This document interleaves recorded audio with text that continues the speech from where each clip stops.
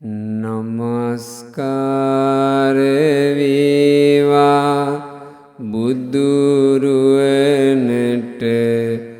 සෙමදා බුදු හිමි සරණ යමි. නමස්කාර වේවා ධම්රුවනට සෙමදා සදහම් සරණ යමි. නමස්කාර වේවා සංඝරුවනට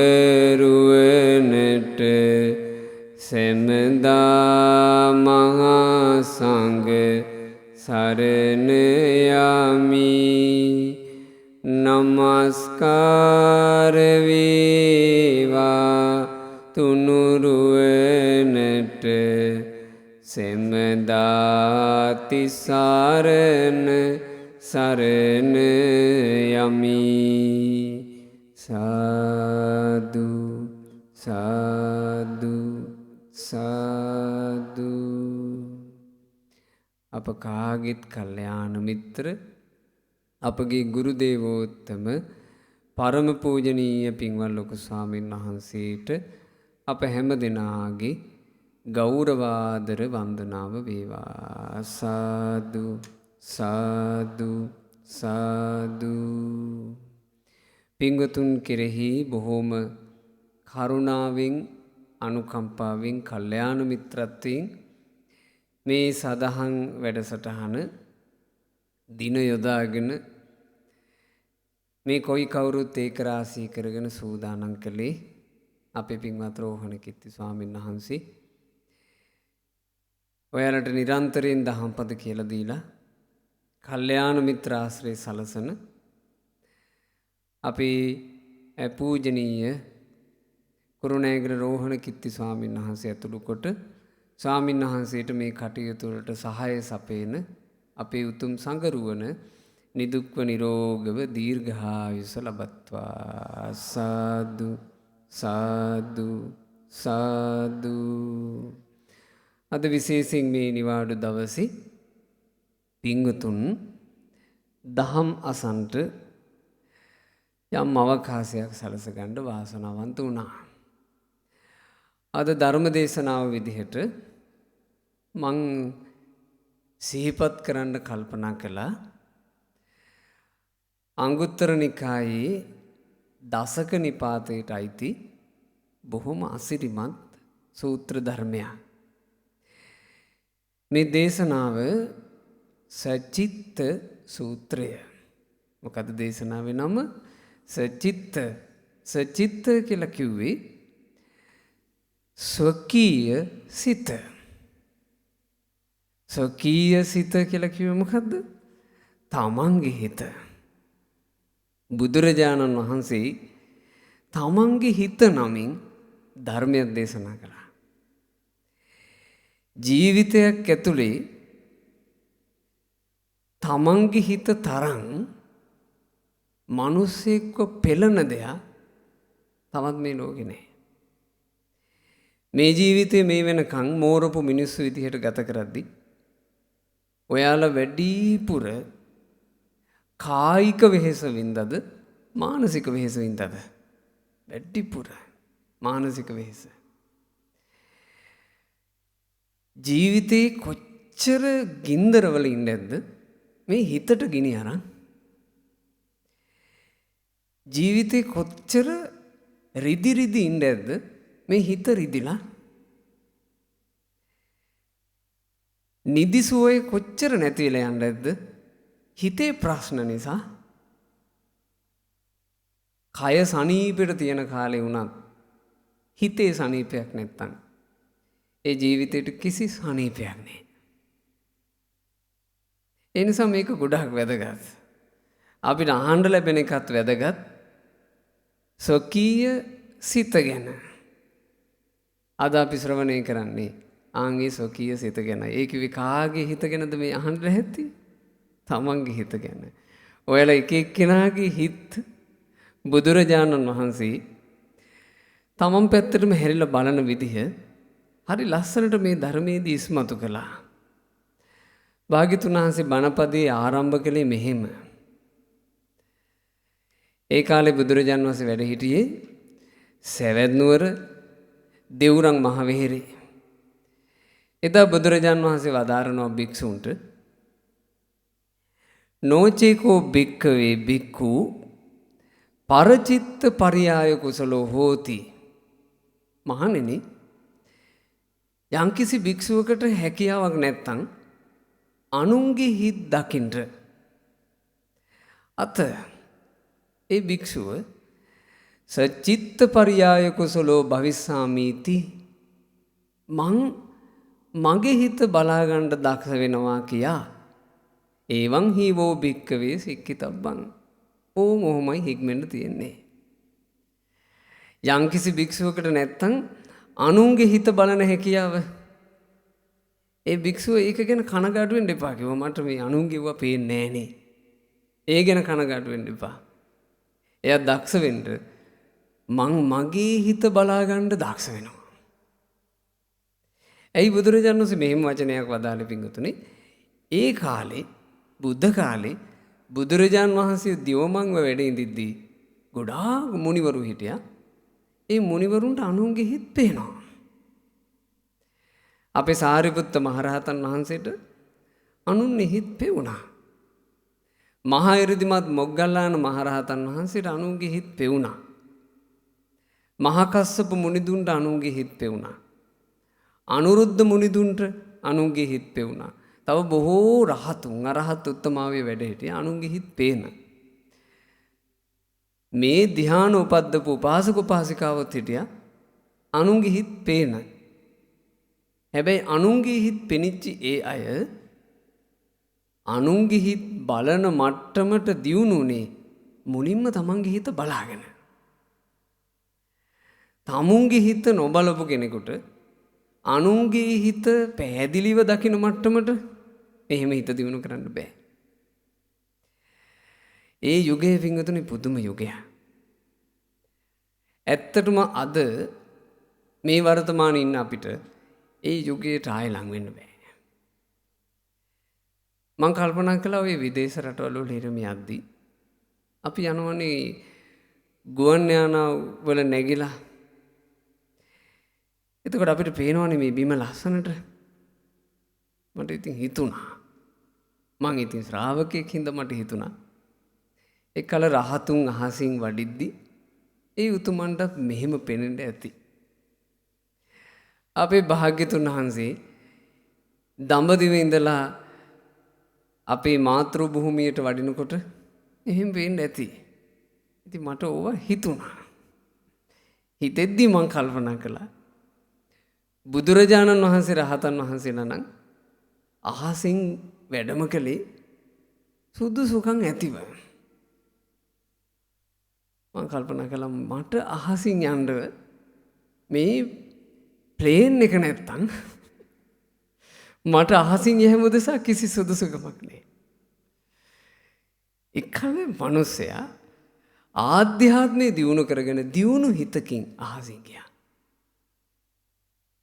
අහසින් යන්න සුදුසු අය විතරක් අහසින් ගියා. අරුබුද නෑ. එකල මිනිසයා දියුණු කරපු సంతාණයෙන් දියුණු කරපු හිතින් ඈත ඉන්න මිනිස්සු පවා දැක්කා. ඒ මිනිස්සුත් එක්ක හිත වලින් කතා කළා.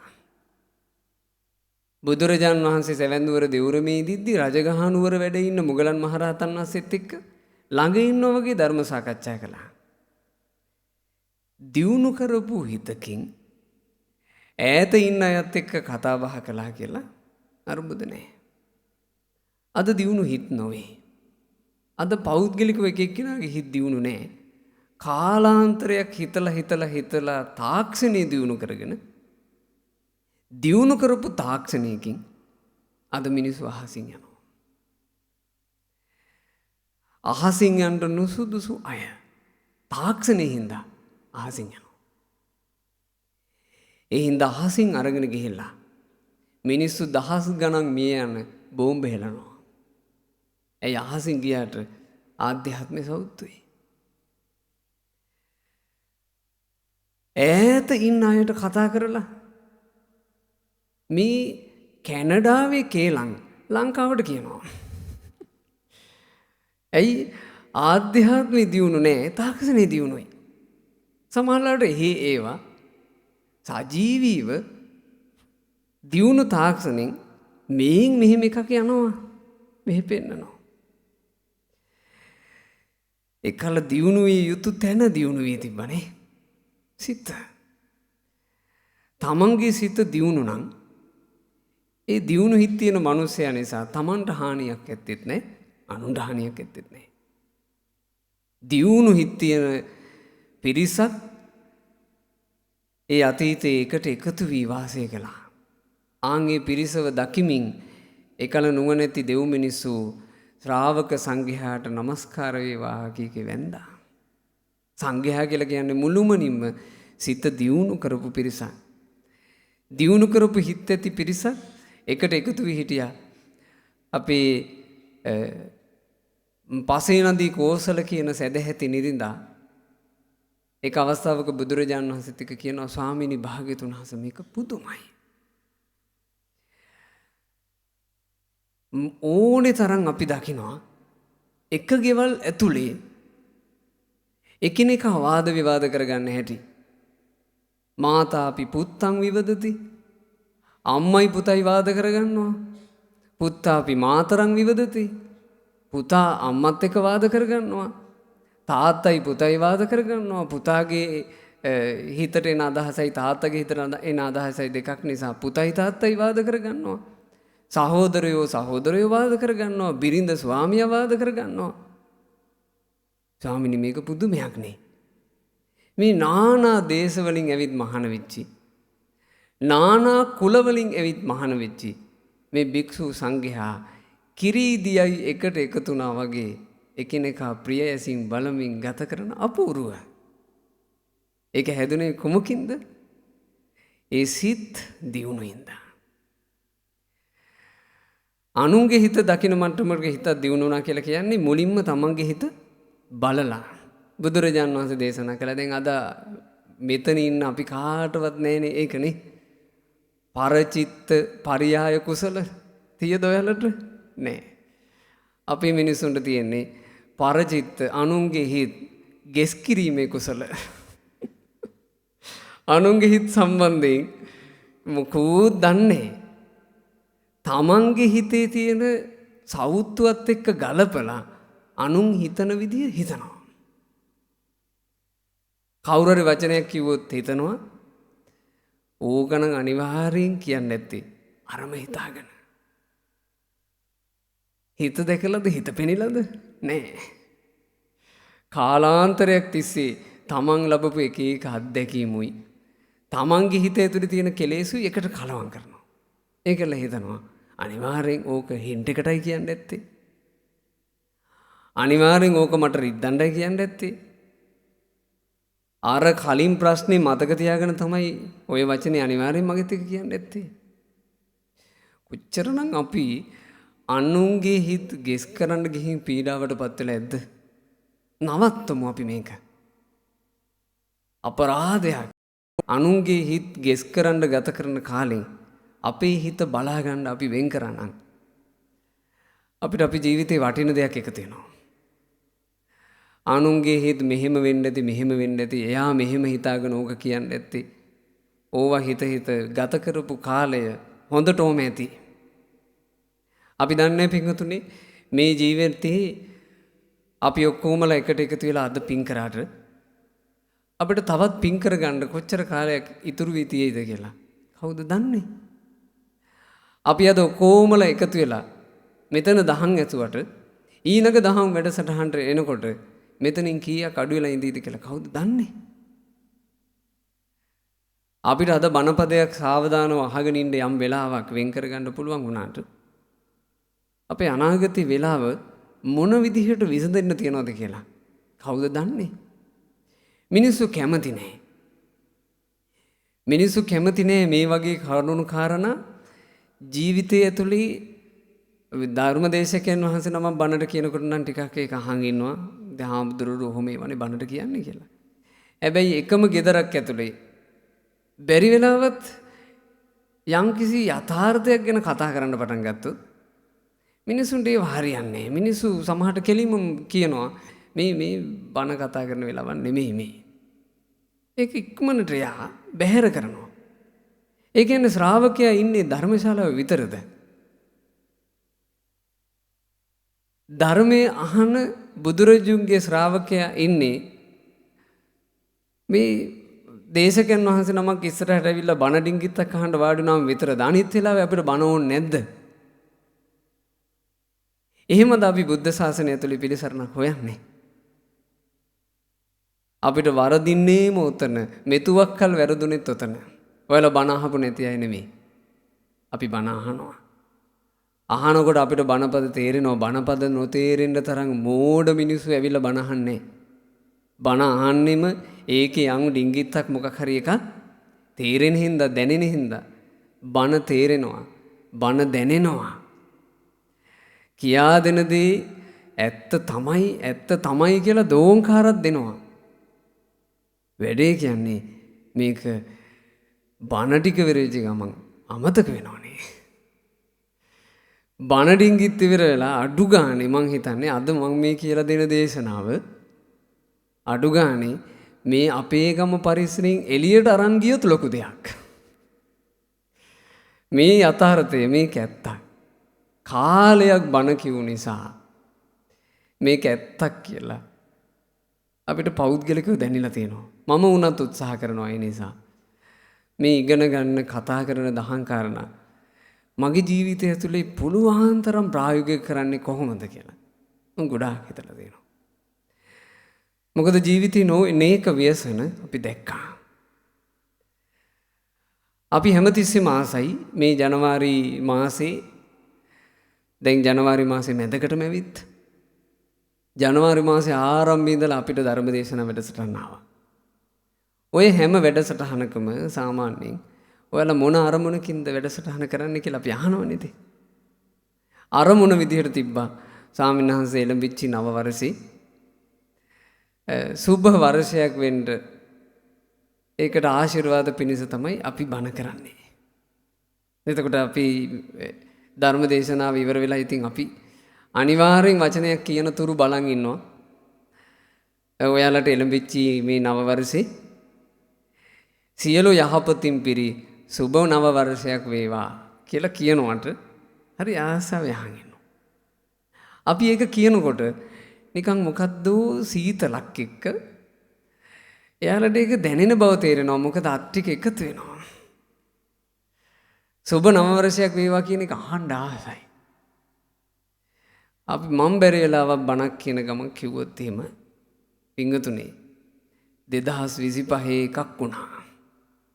2025 මොකක් වෙන්න තියෙනවද දන්නේ. ඒ නිසා 2025 යම් ව්‍යසන වලින් පිරීලා තිබ්බද 2026 ඊටත් වඩා ව්‍යසන තියෙයි කියලා හිතාගෙන ඉක්මනට පින් කරගන්න, ඉක්මනට යහපතේ හැසිරෙන්න, ඉක්මනට කුසල් කරගන්න කියලා කිව්වොත් ඒක තේරෙනවා. හැබැයි ඩිංගිත්තක් හිත රිදෙනවා. උන්වහන්සේ සිත් පැතුවේ නෑනේ, මහ මූසල කතාවක් කිව්වනේ. හිතට එහෙම අදහසක් එනවා. අපේ ජීවිතේට එන්න තියෙන සත්‍ය මූසල නම් මොනව කරන්නද? අපිට වෙන්න තියෙන යථාර්ථයේ මූසල නම් මොනව කරන්නද? ඇත්තම මේ සංසාර ගමන මූසල නම් මූසලයි නොකිය වෙන මොකක් කියන්නද? තරුණ කාලෙම තේරෙද්දි නාකි වෙනවා කියලා.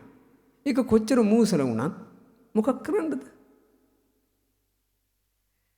ලෙඩ දුක් නැතුව ඉද්දීම බුදු කෙනෙක්ගේ දහම් පද ඇහෙනකොට තේරෙනවා නම් හිතට මේවා හොඳට දැන් තිබ්බට මේ ශරීර කුඩු ඒවා ලෙඩ වෙන්න ගන්නවා. ඒක තේරෙනකොට ඒක මූසල වුණා මොනව කරන්නද? ආදරෙන් උණුහුමින් එකට තුරුල් වෙලා හිටපු සෙනෙහරස පිරිච්චි අම්මා අනිවාර්යෙන් වෙන්ව යනවා. ඒක තේරෙනකොට මූසල වුණත් මොනව කරන්නද? අපිව උර උඩ තියාගෙන අපි වෙහි මෙහි ඇවිද්දනකොට අපි හරි ආඩම්බරෙන් ගියේ තාත්තගේ කර උඩ. අපිව කරමත තියාගෙන අපිට සෙනෙහස දීපු අපේ තාත්තා අපින් වෙන් වෙනවා කියන එක තේරෙනකොට මූසල වුණත් මොනව කරන්නද?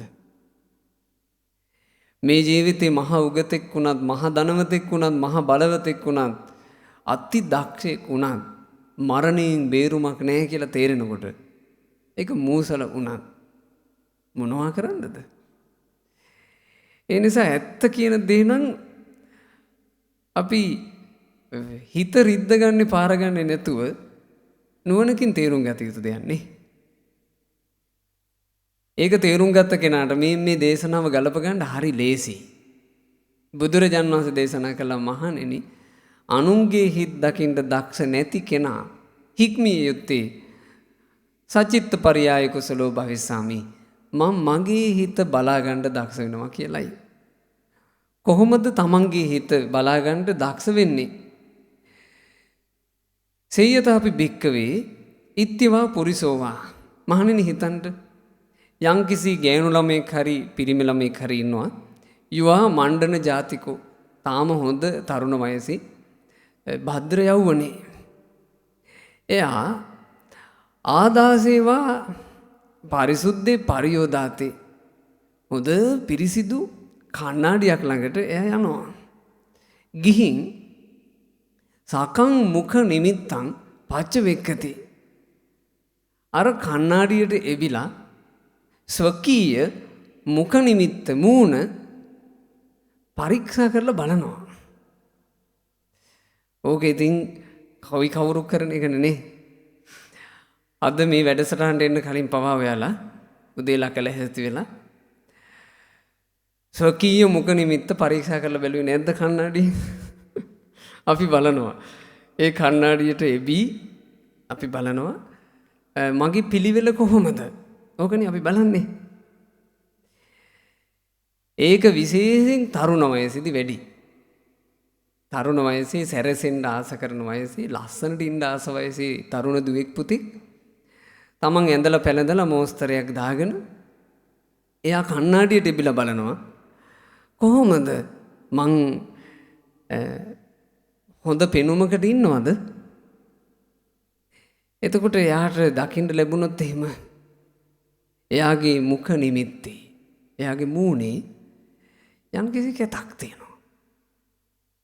එක්ක දැලිකුණක් ගෑවිලා, එක්ක කැලලක් ඇවිල්ලා, එක්ක කුරුලාවක් ඇවිත් එන්න ඕන නැති තැනක මොකක් හරි බිබිලක් ඇවිත් නිකන් එතන විකෘති වෙලා. එයාට එතකොටම හිතට හට ගන්නවා හරි වේදනාවක්. අයියෝ මේක කැත වෙලානේ. එයාට ඒක දකින්න පුළුවන් උනේ එයා තමන්ගේ මූණ කණ්ණාඩියෙන් බැලූ නිසා. අපි හිතමු මූණ කණ්ණාඩියෙන් බලන්න බැරි වෙලා දැලි ගාගෙනත් පාරේ යන්න බැරිද? මූණ කණ්ණාඩියෙන් බලන්න බැරි වෙලා මොයි මොකක් හරි දැලි අතක ගා ඉඳලා ඒකත් මූණේ තවරාගෙන කෙනෙක් පාරට බැහැලා යනවා. එයා කණ්ණාඩියෙන් නොබැලූ නිසා එයා දන්නේ මූණේ දැලි. හැබැයි එයා අනිත් අයටත් hina වෙවි යනවා. කණ්ණාඩියෙන් බැලීම අත්‍යවශ්‍යයි. කණ්ණාඩිය අපිට පුදුම උදව්වක්. මේ ලෝකේ අපිට අපේම මූණ බලා ගන්න උදව් කරන දේ කණ්ණාඩිය. බුදුරජාණන් වහන්සේගේ ශ්‍රාවකයාට තමන්ගේ ජීවිතේ බලා ගන්න උදව් කරන දේ ධර්මය. ඒ නිසා බුදුරජුන්ගේ ධර්මයට කියනවා ධම්ම ආදාස, ධර්මයේ නම් වූ කැඩපත. ඒ ධර්මයේ කියන කැඩපත ආශ්චර්යවත් එකක්. බුදුරජාණන් වහන්සේ ඒ දහම් කැඩපතේ ගුණ දේශනා කළා. ස්වාක්ඛාතෝ භගවතු ධම්මෝ, භාග්‍යතුන් වහන්සේගේ ධර්මයේ මුලමඳ අග පිරිසිදු නිවන් මඟ පෙන්වා දෙන්නකි. සාන්දිටිකෝ, පිළිපම් වහා ප්‍රතිඵල උපදවා දෙයි. අකාලිකෝ, කාලයකට අයිති නැත්තේය. අතීතයේ වර්තමානයේ අනාගතයේ හැම කල්හි ධර්මය ඒකාන්ත සත්‍යයයි. එහි පස්සිකෝ, මේ ධර්මය හැඟවුණු එකක් නොවේ. අන්‍යයට විවෘතව කතා කරන්න පුළුවන්. ඔයාලත් ඇවිත් සිල් රැකලා බලන්න. ඔයාලත් ඇවිත් මෙත් වඩලා බලන්න. ඔයාලත් ඇවිත් ඉවසලා බලන්න. ඔයාලත් ඇවිත් බුද්ධානුස්සති, ධම්මානුස්සති, සංඝානුස්සති වඩලා බලන්න මේ වගේ ප්‍රතිඵල තියෙනවා. මේක ඒහිපස්සිකයි. හැබැයි ඇවිත් බලන්න තියෙන්නේ කා තුලින්ද? තමා තුලින් දකින නිසා ඕපනයික වේ සදහන්. බලන්න තියෙන්නේ තමා තුලින්. බුදුරජාණන් වහන්සේ දේශනා කළා මහණෙනි මේ වගේ ඒව මේවකෝ භික්ඛවේ. මහණෙනි ඔව් ওই විදිහමයි. භික්ෂුවක් තමන්ගේ හිත තමන්ම හැරි හොඳට ප්‍රත්‍යවේක්ෂා කරලා බලනවා. මේකේ පිංගුතුනේ හිත ගැන බලාගන්න ක්‍රම බුදුරජාණන් වහන්සේ 10ක් මූලිකව පෙන්නනවා. බලන්න ශ්‍රාවකයා තමන්ගේ හිත දිහා බලන විදිහ. එයා බලනවා මෙහෙම. අභිජ්ජාලූනුකෝ බහුලං විහෙරාමි. මං ගොඩාක් ඉන්නේ ලෝභ සහිත, රාග සහිත, ඇලීම් සහිත, කාම ඡන්දේ සහිත හිතකින්ද? එහෙම නැත්නම් අනභිජ්ජාලු ලෝභය අතහැරලාද? ඔන්න එබිල බලන විදිහ. මගේ හිතේ ගොඩාක් සරාගී කාමසහගත කල්පනා තියෙනවද? ඒ වගේ මං බර වෙලාද? එහෙම නැත්නම් මං එහෙම හිතුවිනේ නැති යම් වීත ලෝභී ස්වභාවයකින් මං මගේ හිත පවත්වනවාද? තමන් දෙසට එබි බලනවා. අපි අපේ ජීවිතේ ඕක කරගන්න ගොඩාක් අසමත් වුණා. හැබැයි අපි අනිත් මිනිසුන්ගේ ලෝභය අපි කතා වෙලක් තියෙනවනේ. අර මිනිස්සයා නම් ගම්වල ඉන්නවා සමහරවිට විශේෂයෙන් අඳුනගත්ත ලෝභ මිනිස්සෙක්. අනිත් මිනිස්සු කඩවල් වලට වෙලා ඒ මිනිස්සයාගේ ලෝභය ගැන කතා වෙනවා. අම්මෝ අර අපි සම්මාදමේ ගියා දුන්නේ මෙහෙමනේ. එහෙම කතා වෙනවා. අනුන්ගේ ලෝභය ගැන අපි කතා වුණා. අපේ ලෝභය ගැන හොයාගන්න අපිට බැරුව ගියා. ඇත්තෙම කළ යුතු දේ තමයි තමන්ගේ ලෝභය ගැන හොයන එක. බුද්ධ කාලේ නම් උදව් කරන්න අය හිටියා. අද උදව්ව විදිහට ඔයාලට තියෙන්නේ දහම්පදේ විතරයි. වෙන මොකද නෑ.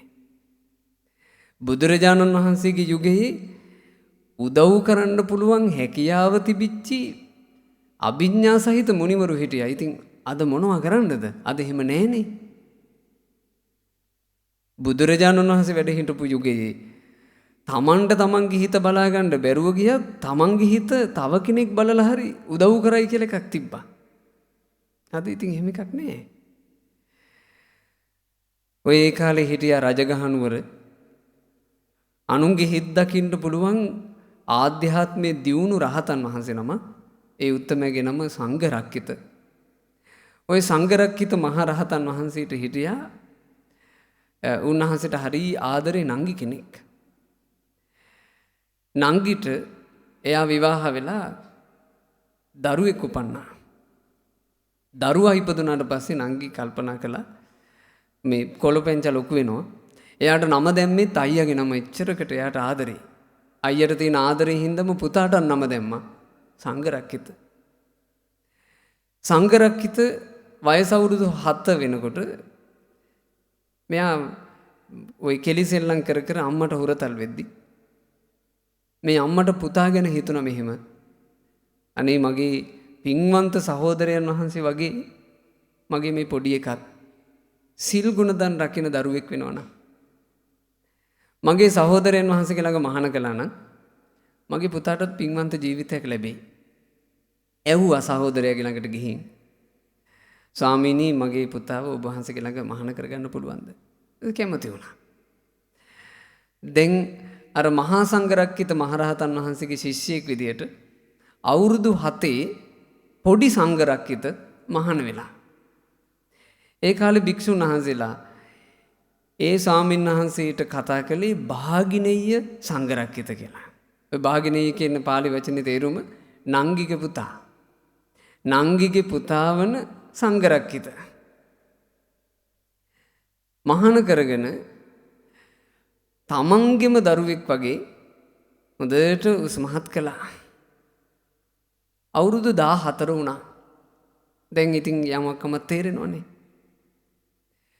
එතකොට මහා සංඝරක්කිත තෙරුන් වහන්සේ කිව්වා එහෙනම් සංඝරක්කිත දැන් ඔයා තරුණ වයසේ ඉන්නේ හොඳට ධර්ම ඉගෙන ගන්න.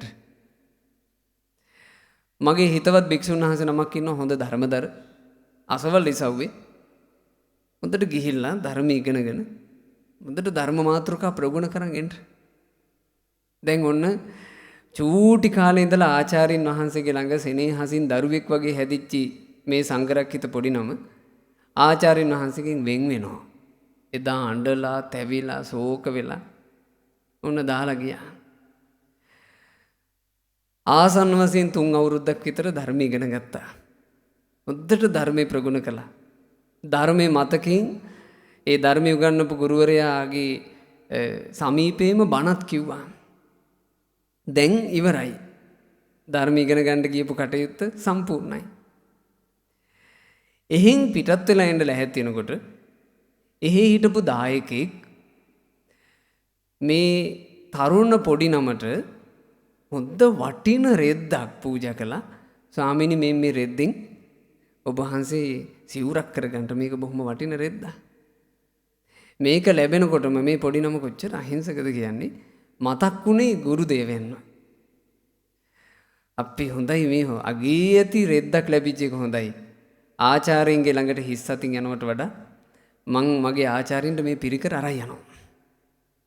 දැන් මේකත් හිතේ තියන් පිටත් වුණා. යනින් ගමන් අතරමඟ හිත යනවා. මේ භාගිනීය සංඝරක්කිත තරුණ නම දැන් මං යනකොට ඉර අවරට ගිහින්නේ.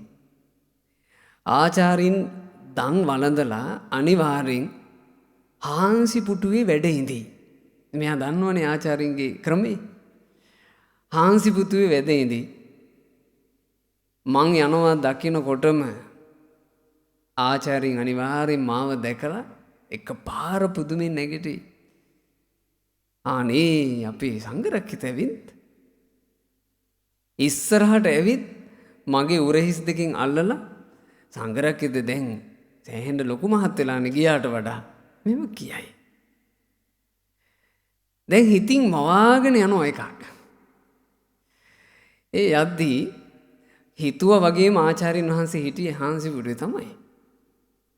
හැබැයි අර පොඩි නම මතු වුණා කියලා එහෙම අර බලාපොරොත්තු වෙච්ච තරම් එකක් උන්නේ නැහැ. යන්තම් hina වුණා. ආචාර්යින් එහෙම හාන්සි පුටුවේ හිටියා. පොඩි නමට පොඩ්ඩක් හිත රිදුනා. ආචාර්යින් වහන්සේ මම දැක්ක කියලා එහෙම මහ ලොකුවට මාව ගණන් ගත්තේ නෑනේ. සමහරට ආචාර්යින්ට මහන්සිවත් ඇති. පාත්‍ර සිවුරු පැත්තකින් තියලා අර පිරිකරේ ගත්තා. පිරිකරේ අරගෙන මේ පිරිකරේ නමන ගමන් හිතනවා. හැබැයි ආචාර්යින් මේක දැක්කාම නම් අනිවාර්යෙන් අපේ සංඝරක්කිත අගේ ඇති සිවුරු රෙද්දක් ගෙනල්ලානේ. සංඝරක්කිතට දැන් හොඳ දායකයොත් හම්බෙලා එහෙනම් අනිවාර්යෙන් ආචාර්යින් මට ඔක කියයි. ඔහොම හිතාගෙන ගිහින් සිවුර පූජා කරන්න ලැහැත්ති වුණා. ආචාර්යින් වහන්සේ අඩු ගානේ සිවුරට අත තිබ්බේ නෑනේ. ආචාර්යින් කිව්වා මම තියන්න පැත්තකේ. හොද්දටම හිත වැටුණා.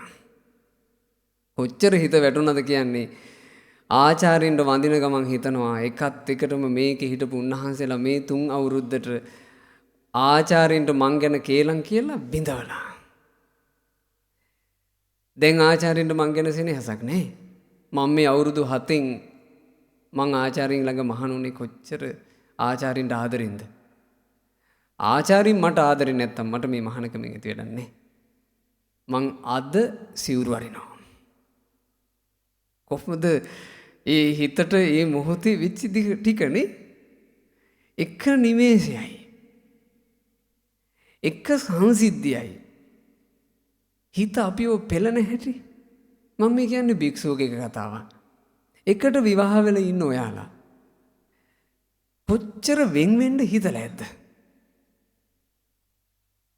ඔයාලගේ ජීවන ගමනේ එක වචනයක් එහෙ මෙහෙ වුණාම වෙන් වෙන්න හිතලා ආයෙනම් ඕන්නේ මීට වඩා හොඳයි තනිකඩව ඉන්නවා මං කියලා කොච්චර හිතකින් පිච්චි ඉඳලා ඇද්ද ඔයාලා?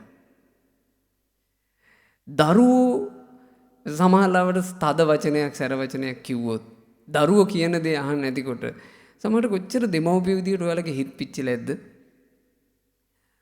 අනේ මේ මැරිලවත් යන්නේ නැනේ අප්පා මේ පීඩා මැද මොකට ජීවත් වෙනවද? කොච්චර මේ හිතවලට ඕවා හිතලෙන්ද? අපි හිත පිච්චෙන වෙලාවට පිච්චෙනවා. ඇස්වලට උන්නන කඳුළු එක්කෝ අනිත් අයට පේන්න අඬනවා, එක්කෝ රහසේ පියදා ගන්නවා. ඒ පීඩාව උහුලගෙන ඩීංගිත්තක් ඉන්නකොට වෙන මොකක් හරි හිතුවිල්ලකින්ම අර කමතක වෙනවා. බුදුරජාණන් වහන්සේ එක් අවස්ථාවක දේශනා කරනවා මහණෙනි මේ අසෘතවක් පෘථග්ජන මනුස්සයාට අනිත්‍යයි කියලා කිව්වට කොච්චර කිව්වත් පිළිගන්නේ නේ. මහණෙනි අනිත්‍යයි කියලා පිළිගන්නේ නැති අසෘත පෘථග්ජනයා කය නිට්ටයයි කියලා අල්ලගත්තත් කමක් නැහැ. කය ගැන කමක් නැහැ ඔය නිට්ටයයි කියලා හිතපු දෙයින්. මොකද කය අනිත්‍යයි කියන එක තේරෙන්න ගන්නවනේ. ඔය අවුරුදු 20ක් 30ක් යනකොට නෑ මේක එහෙම නිට්ටයයි කියලා කිව්වට මේක අනිත්‍ය තමයි කියලා තේරෙන්නම ගන්නවා. ඇයි මේක අබල දුබල වෙනවා පෙනේ. වෙනස් වී යන හැටි පෙනේ. පැහැපත්ව තිබිච්චි හැම රැලි වැටෙන හැටි පෙනේ. සුදට මේ කළුවට තිබිච්චි කොණ්ඩ තනින් තන සුදු වෙන හැටි පෙනේ. හොඳ හයියට තිබිච්චි දත් හෙල්ලෙන්න පටන් ගනු පෙනේ. ඇස් දෙකෙන් වෙනදා දැක්ක ලෝකය පැහැදිලිව නොපෙනී යද්දි දැන් මමත් මේ 40 ඇදිරියට කිට්ටු වෙලාද කොහෙද කියලා එහෙම දැනෙන්න ගනීනේ. මේ කය වෙනස් වෙන එක පේනවා. ඒ නිසා නිත්‍යයි කියලා ගන්න ඕන නම් කය ගත්තට කමක් නැහැ. හැබැයි මහණෙනි සිතනම් කිසිසේත් නිත්‍ය ලෙස නොගත යුතුයි. මොකද හිතේ වෙනස් වීමේ වේගය පේන්නේ. එච්චර වේගෙන් මේ හිත වෙනස් වෙනවා. යාවංචිදම් භික්කවේ උපමා පින සුකරා. මහණෙනි උපමාවකට ගණ්ඩත් දුෂ්කරයි. යාව ලහු පරිවත්තං චිත්තං. හිත වෙනස් වෙන වේගේ. හිත මේ මෙච්චර විතර වේගෙන් වෙනස් වෙනවා කියලා උපමාවකින් කියන්නත් දුෂ්කරයි. එච්චරකට හිත වේගෙන් වෙනස් වෙනවා. අර වික්ෂුන් වහන්සේ මෙච්චර කාලයක් සන්තෝෂෙන් මහාන වෙලා ධර්මයක් ඉගෙනගෙන සූත්‍ර විනය අභිධර්මයේ දරාගෙන ආපු උන්වහන්සේට දැන් මෙන් හිතලා මං සිවුරු වරිනවා. ආචාරින්ට මූණෙන් පෙවුනා පොඩි නම ආපු සන්තෝෂේ නැතුව ගියා. ආචාර්යන්ට තිබ්බ අර දක්ෂකම. අනුන්ගේ හිත දැකීම. ආචාර්යින් බැලුවා සාමාන්‍යයෙන් ඔය අනුන්ගේ හිත බලන්න හැකියාව තියෙන අය හැමතිස්සෙම අනුන්ගේ හිත බල ඉන්නේ. ඇත්තටම පිංගුතුනේ අනුන්ගේ හිත දකින්න හැකියාව උපන්න නම් යමෙකුට එයා මං හිතන්නේ අඩුවෙන්ම කරන්නේ අනුන්ගේ හිත බලන එක. ඒක හොඳ පැහැදිලිව තේරෙනවා. ඒක අවස්ථාවක ඒ තමයි භාග්‍යතුන් වහන්සේ අවසානයේටම පොහොය කරපු අවස්ථාව. බුදුරජාණන් වහන්සේ භික්ෂු සංඝයාත් එක්ක පොහොය කර්ම කළා කාලය. එදා බුදුරජාණන් වහන්සේ වැඩම කරලා පොහොය කරන්න සීමාවේ වාඩි වෙනකොට සාමාන්‍ය රෑ 7ට විතර වගේ ඇති. භාග්‍යතුන් වහන්සේ තමයි පොහොය කර්මය ආරම්භ කරන්න ඕන. පටන් ගත්තේ නැහැ. බුදුරජාණන් වහන්සේ 7 ඉඳලා 11 විතර වගේ වෙනකන් නිශ්ශබ්දව වාඩි වෙලා හිටියා. සාරිපුත්ත මොග්ගල්ලාන මහරහතන් වහන්සේලාත් ඉන්නවා. උන්වහන්සේලාත් බුදුරජාණන් වහන්සේ නිහඬ හින්දා නිශ්ශබ්දව හිටියා. බුදුරජාණන් වහන්සේගෙන් ආනන්ද ස්වාමීන් වහන්සේ ළඟට ගිහින් මතක් කළා මේ ස්වාමීනි දැන් පොහොය කර්මයට සංඝයා වැඩම කළා ගොඩක් වෙලා. පොහොය කර්මේ පටන් ගන්න සේක්වා. බුදුරජාණන් වහන්සේ නිශ්ශබ්ද වුණා. ආපහු 11 ඉඳලා 3 විතර වුණා පාන්දර. නිශ්ශබ්දව බුදුරජාණන් වහන්සේත් වැඩ ඉන්නවා සංඝයාත් වැඩ ඉන්නවා. ආනන්ද ස්වාමීන් වහන්සේ ඇවිත් ආයෙ මතක් කළා ස්වාමීනි දැන් සෑහෙන වෙලා ගියා සංඝයා වැඩම කළා. පොහොය කර්මේ පටන් ගන්න සේක්වා. 3 ඉඳලා 5 වගේ වෙනකන් ආපහු බුදුරජාණන් වහන්සේ නිශ්ශබ්ද හිටියා. දැන් අරුණ නැගෙන්න ආසන්නයි. අරුණ නැගුණොත් පොහොය කර්මේ කරන දවස නැතුව යනවා. බුදුරජාණන් වහන්සේ ආනන්ද ස්වාමීන් වහන්සේ කිව්වා ස්වාමීනි දැන් බොහෝ කල් ඉක්ම ගියා. භාග්‍යතුන් වහන්සේ පොහොය කර්මය ආරම්භ කරනසේක්වා. බුදුරජාණන් වහන්සේ එතකොට වදාලා ආනන්දය සංඝයා අපිරිසිදුයි. ඒ වචනේ බුදුරජාණන් වහන්සේ වදාරද්දී ඒ මොහොතේ තමයි මොග්ගල්ලාන මහරහතන් වහන්සේ සැනකින් හිට්ටික බැලුවා. එතන ඉන්නවනේ මුගලන් මහරහතන් වහන්සේ ඇරුණුකොට 100 ගාණක් භික්ෂුන් එක මොහොතයි ගියේ. සියලු භික්ෂුන්ගේ හිත් බැලුවා. එතකොට කෙළවරක ඉන්නවා පරාජිකා වෙච්ච උන්වහන්සේ නම සිවුරත් පොරවගෙන මොකුත් උන්නේ වගේ ඉන්නවා. මුගලන් මහරහතන් වහන්සේ ළඟට ගියා. ඒ භික්ෂුවට කිව්වා ආයුෂ්මත බුදුරජුන් ඔබව දුටුවා. ඔබ සංඝයාට සුදුසු නෑ. ආයුෂ්මත නැගිටින්න. ඇහුන්නේ වගේ ගල තිබ්බා වගේ එහිම ඉන්නවා. මුගලන් මහරහතන් වහන්සේ යාළුවෙක් කිව්වා ආයුෂ්මත ඔබ අහුවෙලා ඉවරයි. ඔබ අපිරිසිදුයි කියලා බුදුරජුන් දැක්කා. ඔබ වහාම නැගිටලා ඉවත් වෙන්න. ඒත් ගල තිබ්බා වගේ හිටිය. අන්තිමේ මුගලන් මහරහතන් වහන්සේ අල්ලගත්ත උරහිසින් නැගිටෙව්වා. තල්ලු කරගෙන එක්කන් ගියා. උපෝසථාගාරයෙන් එළියට දාලා දොර යවුවා. භාග්‍යතුන් වහන්සේගේ ළඟට ඇවිත් වන්දනා කරලා කිව්වා ස්වාමීනි සංඝයා පිරිසිදුයි පොහොය කරනාසේක්වා. බුදුරජාණන් වහන්සේ එදා ඒ භික්ෂුන්ට වදාරනවා මොග්ගල්ලාණය බුදු කෙනෙක් අපිරිසිදු සංඝයා තලේ පොහොය කරනවා කියන කරුණ අට්ඨාන මේතං අනවකාසං මේ ලෝකෙ සිද්ධ වෙන එකක් නෙමෙයි. ඒකට අවකාශ නැහැ. ඒ නිසා අදින් පසු තථාගතයන් පොහොය කර්ම වලට වඩින්නේ නැත. අදින් පසු සංඝයා පොහොය කළ යුතුයි. ඇයි මේ අනුන්ගේ හිත් බල බල හාර අනුන්ගේ කුණු හොය හොය කරන්න පුළුවන් එකක් නෙමෙයි මේක. හැමතිස්සෙම පොහොය කර්මයෙන් පටන් ගන්න කලින් අදටත් පොහොය කර්මයට පෙර නිදානේ දේශනාව කියලා එකක් කියනවා.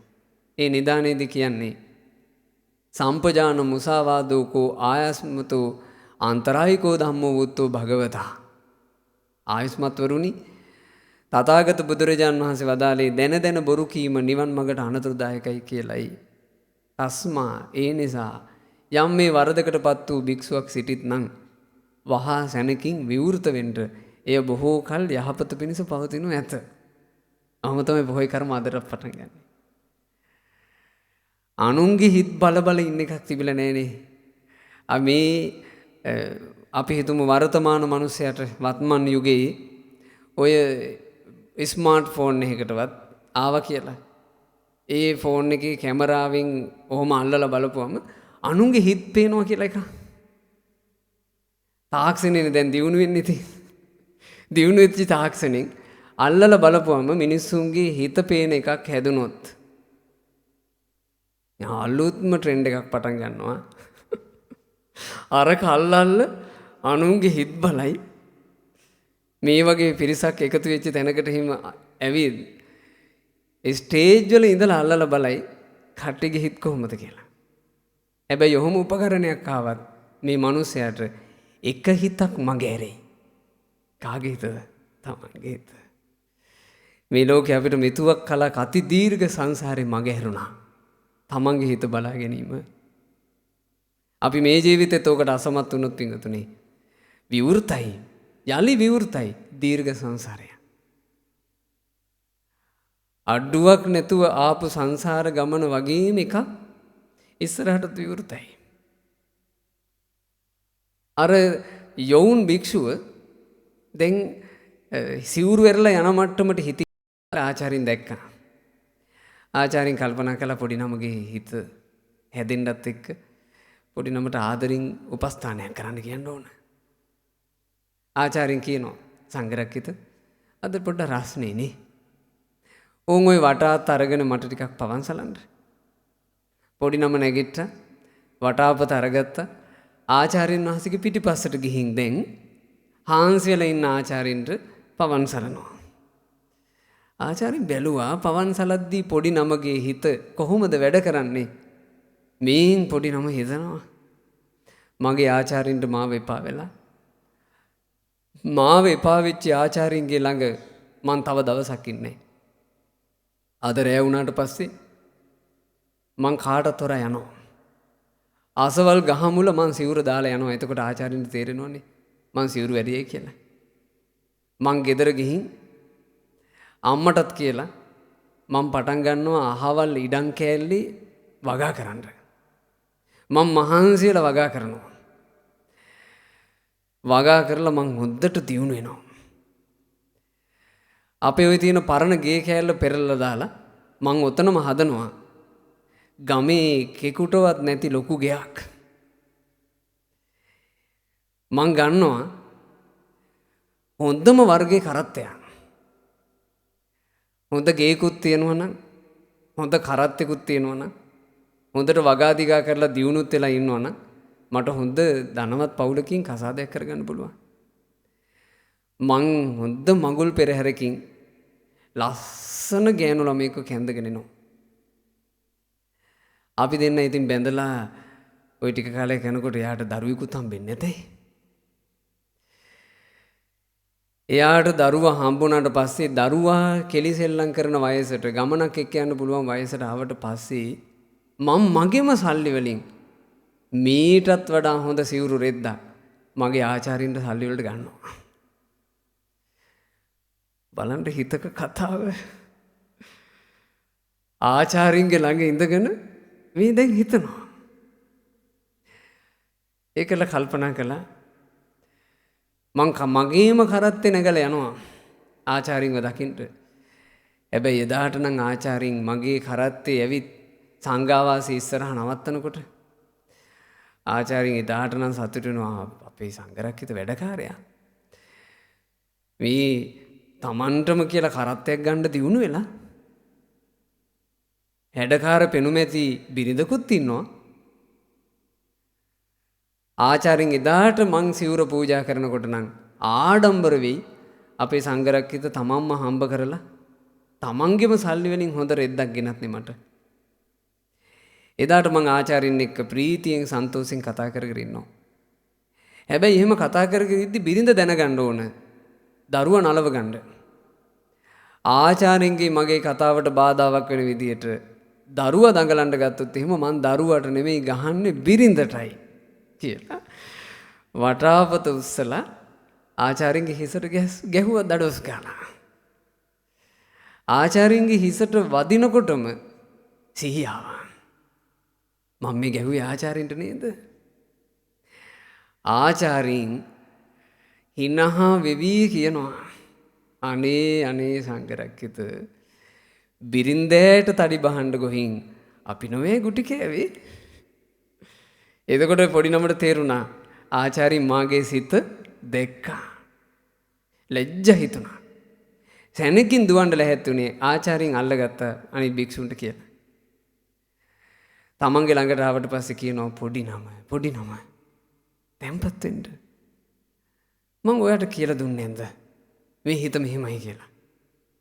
මේ හිතේ හැටි පොඩි නම ඔය. හොඳට හිත සංසිඳව ගන්න. අපි අදම භාග්‍යවතුන් වහන්සේව දකින්න යන්.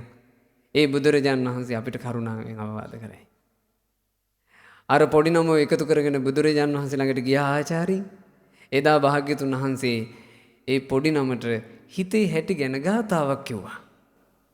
දූරංගමං ඒක චරං අසරීරං ගුහාසයං යේ චිත්තං සංයමෙස්සන්ති මුක්ඛන්ති මාර බන්ධනා. හිත දූරංගමං දුර ගමන් යයි. ඒක චරං හවුල්කාරය ඕන්නේ හිත තනිවම යයි. අපේ හිත් පිංගතුනේ තරුණ කාලේ හිටපු අපිව දුර ගමන් එක්කාවේ නැන්ද? ඔයාලා ඔය හිතේ රඟේ වින්ද ජීවිතේ. ඔයාලා සමහරට විවාහයට යන්න ඇත්තේ විවාහ වෙන දවසටත් කලින් විවාහ ජීවිතේ විඳලා. එහෙම නෙවෙයිද බඳින්නේ? ස්වාමි පුරුෂයෙක් බිරිඳක් තෝරගෙන වෙන් කරගන්නේ ඔහොම හිතාගෙන නෙමෙයිද? මෙයා නම් මාව අඳුනගත්ත කෙනෙක්. මෙයා නම් මගේ සිතෙන්ගි තේරෙන කෙනෙක්. එකත් එකටම මෙයත් එක ගත කරන ජීවිතේ නම් මට අපහසුයක් වෙන්නේ නැති වෙයි. අපි හිතනවා. හිතත් කියනවා ගැලපෙනවා. අවුලක් වෙන්නේ නැහැ ගිහින් හොඳට හිටියගේ. අපි ඔහොම නෙමෙයිද අපේ හිත මවලා දෙන්නේ. මවලා දෙනවා මේ හිත. හිත එහෙම මවලා දුන්නට පස්සේ ඉතින් මට මතකයි අපිත් එක්ක සුහදව හිටපු අපේ මම ගිහි කාලේ අපි දහම් පාසල් ගියපු තැන ඒ හාමුදුරුවෝ මම මහාන වුණාට පස්සේ සිවුරු ඇරියා. මට පස්සේ ගමට ගියපු දවසක හම්බ වුණා. හරි අර ගුණ යහපත්කම තියෙනවා. නමුත් දැන් සිවුරු ඇරලා. ඉතින් විවාහ වෙලා ඒ වෙනකොට බිරිඳ ගැබ්බරන්. ඉතින් මගෙත් එක කිව්වා ලොකු දැන් හීනයක්. ස්වාමීන් වහන්සේ මේ ඔබ වහන්සේලාට වගේ ලස්සන පැවිද්දක් මට ඉතින් කරගන්න බැරුව ගියානේ. මට ස්වාමීන් වහන්සේ පැවිද්ද කිසි සන්තෝෂයක් තිබ්බේ නැහැ. මං ඒ හින්දා සිවුරු ඇරියේ. මගේ දැන් අදහසක් තියෙනවා ස්වාමීන් වහන්සේ මං ඔබ වහන්සේලාගේ දේශනා අහනවා. මගේ අදහසක් තියෙනවා දැන් මගේ බිරිඳට දරුවා හම්බුනාම ඔය මගේ පළවෙනි පුතානේ මං ස්වාමීන් වහන්සේ පළවෙනි පුතා ලොකු මහත් වුණාම මහාන කරනවා. හොඳ තැනක මම මහාන කරනවා. හිතයිති. එහෙම හිතාගෙන දරුවා හම්බුණා. එයා මන්ද බුද්ධියයි. හිතේ තිබ්බ එක. මෙයා ලොකු වුණාට පස්සේ මම මෙයාව මහාන කරනවා. නම් බලන්න යෙදෙනදී හිත කොච්චර අපිව රවට්ටලා ඇද්ද? තාලපුට මහරහතන් වහන්සේ කියනවා ඒයි සිත ගිහි ජීවිතේ හිටපු මට කසාවත පොරවගනින් කියලා කිව්වේ උඹ නොවේද? මුනිවරු ඇවිද කියපු ලස්සන වනාන්තරේ උඹත් සංසුන්ග ඇවිද ඵලයන් කියලා ඒ හිත උඹ මට කිව්වේ නැද්ද? නිහඬ ගල් ගුහාවක නිදහසේ පළඟක් බැඳගෙන වාඩි වෙලා භාවනා කරමු. ඒ හිත උඹ මට එහෙම කිව්වේ නැද්ද? ඒ හිත උඹේ කීමට මං දේපල ධනෙ ඔක්කොම අත්හැරලා ඕම් මහාන වුණා. ඒ හිත උඹේ කීමට මං හුදෙකලා වනේ බවුන් අඩන්නත් ආවා. ඒ හිත මං දැන් මේ ගල් ගුහාවේ වාඩි වුණේ භාවනා කරන්නයි. ඇයි දැන් උඹ මාව භාවනාවේ යොදවන්නේ නැත්තේ? බුදුම ලස්සනයි. තාලපට මහරහතන් වහන්සේ මේ හිතේ සෙල්ලම කියනවා. මේක ඉතින් ඔයාලට වඩා සමීපයි අපිට. දැන් අපි ගෙවල් වල ඉද්දී මේ හිත තමයි අපට කිව්වේ. මහාන වෙන්න යන්න. ඒ මහානකමේ ගිහින් ඒ මහානකමේ ගුණදම් මේ ඇත්තටම ගුණදම් වැඩිවීමක් නෙවෙයි අපි මුලින්ම අඳුනගෙන තිබ්බේ. අපි හිතුවේ මේ ඇවිල්ලා පොඩි දවස් කීපයක් ඇතුලේ ওই ගහක් යට වාඩි වෙලා ඉද්දි අපි වරහත්ත්වයටපත් වෙලා නැගිටියේ. මෙහෙමනේ හිතක් අපිට ගොඩනගලා දෙන්නේ. ලෝකෝත්තර ජීවිතේ වුණත් හිත ගොඩනගලා දෙන දෙයි යථාර්ථයයි දෙකක්. ලෞකික ජීවිතය තුළ ඔයාලා කොච්චර විඳවලා ඇද්ද? ඒව බණකට නොකියුවට ඔයාලගේ හිත්ම දන්නේය. ගොඩනගාගත්ත ලෝක, මවාගත්ත ලෝක, හිතූ ලෝක, පැතූ ලෝක වේගෙන් වෙනස් වෙලා යනවා. අන්තිමේ ඒ වෙනස්කම් දරා ගන්න බැරුව තමයි අපි ගොඩාක් විඳවන්නේ. අපි හිතුවා බිරිඳ මෙසේ වේවා කියලා. හැබැයි ඇය චුට්ටක් වෙනස් වෙනකොට හිතපු ඇය නැතිකොට දුකයි. ස්වාමි පුරුෂයා මෙසේ වේවා කියලා අපි පැතුවා බලාපොරොත්තු වුණා. හිත අපිට මවලා දුන්නා. හිතපු ඔහු නැතිකොට අපිට වෙහෙසයි. ඔව්වගෙන් තමයි අපි ගිනි වින්දේ. මෙහි තියෙන ඉඩකඩම් දීපල පවා විකුණලා ඇතැම් අය විදේශ රටවල් වලට ගිහින් තියෙනවා. තමන්ගේ දරුවෝ ලොකු මහත් කරලා එහි පදිංචි වෙලා එහි ජීවිතයක් පටන් ගන්න. මෙහින් මවලා දෙනවා. යන්න. ඒ රටවල් වලට ගියාට පස්සේ එහෙ රස්සා කරනකොට සට්ට පට ගාලා සල්ලි හෙව්වේකේ. එහෙ මෙහෙ වගේ නෙමෙයි දූවිලි ඩිංගිත්තක්වත් නැහනේ. සෝක් එකට හිටියකේ. මවල දෙනවා හිත. අන්තිමේ මිනිස්සු ඒ රටවල් වලට ගිහිල්ලා ඒ රටවල් වල ඇත්තට මුහුණ දෙනකොට අන්ත අසරණයි. ලංකාවේ වගේ දරුවෙක් හදාගන්නත් බෑ. දරුවෙක් කීකරු කරගන්නත් බෑ. සමහරවිට දරුවා කොච්චර ගුණවත් වුණත් සුන්දර අම්මා තාත්තා දෙන්නෙකුගේ දරුවෙක් හින්දා එයා ගුණවත්. හැබැයි ඒ ගුණවත් දරුවාව දාන්න වෙන්නෙම ගුණධර්ම නැති දරු පිරිසක් තලයට. හිත දෙගිඩියයි බයයි තැති ගැනීමයි. අපේ දරුවටත් මේ විසම රූපී දේවල් හුරු වෙයිවත්ද? එයා විනාශ වෙයිවත්ද? කොච්චර මේ හිතවල ගින්දරදනේ? බලන්න හිතේ හැටි දූරං ගමන් දුර ගමන් යන්නේය ඒක චරං තනිව හැසිරෙන්නේය අසරීරං සිරුරක් නොමැති මේ සිත ගුහාසයන් ජීවිතේ නම් වූ ගුහාවේ වසයි. ඒකනේ එක එක්කෙනාට පෞද්ගලික හිතක් තියෙන්නේ. අපි එක එක්කෙනාගේ ජීවිතේ කියන ගුහාවේ එක එක හිතක් වසයි. යේ චිත්තං සංයමෙස්සන්ති මේ හිත ධර්මයේ තුලින් দমনය කරගන්න ඔබ දක්ෂ වුණොතින් නම් මොක්ඛන්ති මාර බන්ධනා මාරයාගේ ගැටයෙන් ඔබ නිදහස්.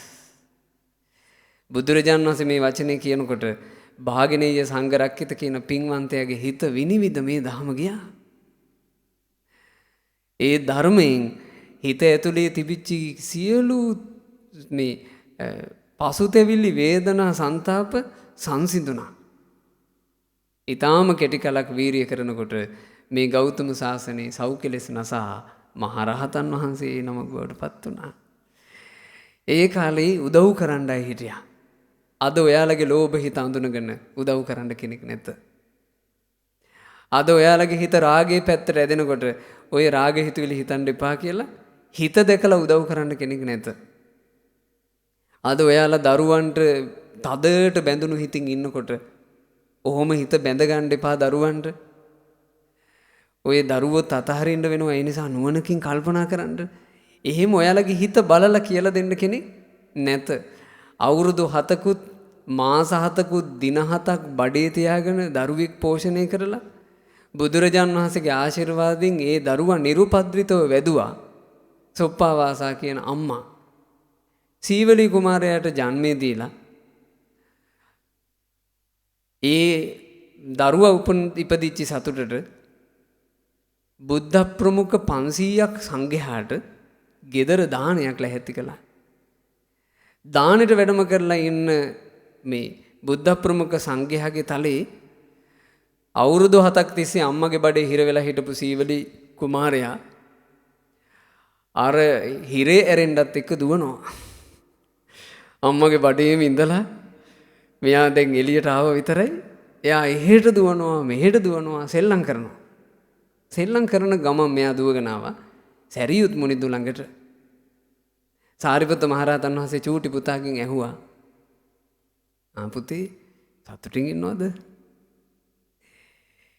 එතකොට මේ අවුරුදු 7 පොඩි එකා මෝරුප කතාවක් කිව්වා. මොන සතුටක්ද ස්වාමීනි? මම මේ අවුරුදු 7ක් ලේ කලයක් ආසේ හිර වෙලානේ හිටියේ. එතකොට සාරිපුත්ත මහරහතන් වහන්සේ අහනවා ඉතින් දරුවෝ ඔය හිරවිලි ඔක්කොගෙම නිදහස් වෙලා මහාන වෙන්න හස නැද්ද ඔයා? දැන් අහනවා. අම්මට සද්ද ඇහෙන්නේ නැහැ. අම්මට පේනවා ඇහැල මලේ පාටින් බබලන දහම් සෙම්පතිදුන් ළඟ තමන්ගේ චූටි පුතා බර කතාවක. අම්මගේ හිත පුත්‍ර ස්නේහයෙන් පිරී ගියා. ඒ අම්මගේ හිතේ හටගන්න පුත්‍ර ස්නේහ ලෝභේ හිත දකිනා බුදුරජාණන් වහන්සේ දැක්කා.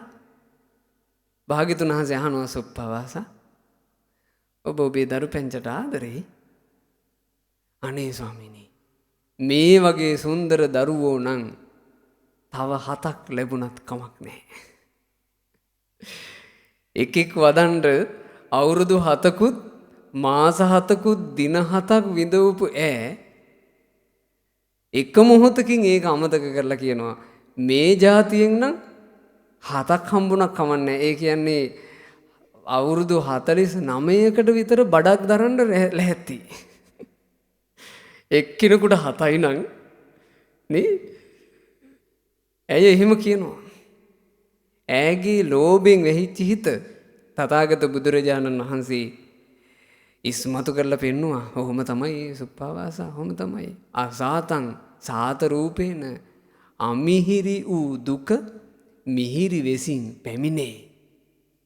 පිය රූපේන අප්පියං අප්‍රිය වූ දුක් ප්‍රිය වෙස්ගෙන පැමිණේ. දුක්ඛං සුඛස්ස රූපේන දුක ජීවිතයට එන්නේ සැපයේ වෙස් අරගෙන පමත්ත මතිවත්තති ප්‍රමාදී වූ ඈයෝ මේකට අහු වී යන්නේමය. ඕක කියපු ගමන් සුප්පාවාසට සිහි උපන්නේ හැබැයි. ඈ සෝවන් නිසා. ඇය මේ මොහොතේම කියනවා ස්වාමීනි භාග්‍යතුන් වහන්සේ මට එකදු දරුවෙක්වත් ඕනේ. ඈ හිතින් සැනකින් අත්හැරියා. ඈ අත්හරිනකොටම සීවලී කුමාරයා සාරිපුත්ත මහ රහතන් වහන්සේට කියනවා ස්වාමීනි මම මහාන වෙන්න කැමතියි. ඒ බුදුම ජීවිතේදී. නමුත් අද කවුද පින්වතුනි අපේ පටලවිච්ච හිත් අපේ බැඳුණු හිත් ලෝභ බරිත හිත් අඳුනගෙන කියන්නේ කවුරුන්ද? කිසිවෙක් නැත්තේ. අද අත්තාහි අත්තනෝ නාතෝ තමන් තමයි තමන්ගේ පිට. ඒක බුද්ධ කාලෙටත් එහෙමමයි. නමුත් අද විශේෂයෙන් තමන්මයි තමන්ට පිට. බුද්ධ කාලේ දීපු පිළිසරණ අද සංඝයාට දෙන්න බෑ. අද පුළුවන් මෙහිම දේශනාවක් ඔයාලට පැහැදිලිව ඔයාලට තේරෙන්න අනුකම්පාවෙන් කියලා දෙන්න සීමාව විතරයි. අද පුළුවන් ටික. තමන්ගේ හිත ගැන එබිලා බලන්න කිව්වා. මගේ හිත ලෝභයෙන්ද තියෙන්නේ? එහෙම නැත්නම් ලෝභ නැතිවද? ඊළඟට බලනවා. ව්‍යාපන්න චිත්තෝනුකෝ බහුලං විහරාමි. මං වැඩිපුර ඉන්නේ කේන්තියෙන්ද ක්‍රෝධයෙන්ද ගැටිලාද? එහෙම නැත්නම් අභ්‍යාපන්න චිත්තෝ නොගැටුණු මෛත්‍රී සහගත හිතකින්ද? තමන්ගේ පැත්තට හැරිලා බලනවා. මගේ හිතේ වැඩිපුර තරහ කෝන්තර අමනාප එක එක්කිනා බැනපුවා රවපුවා උරවපුවාද මං හිතේ තියන් ඉන්නේ?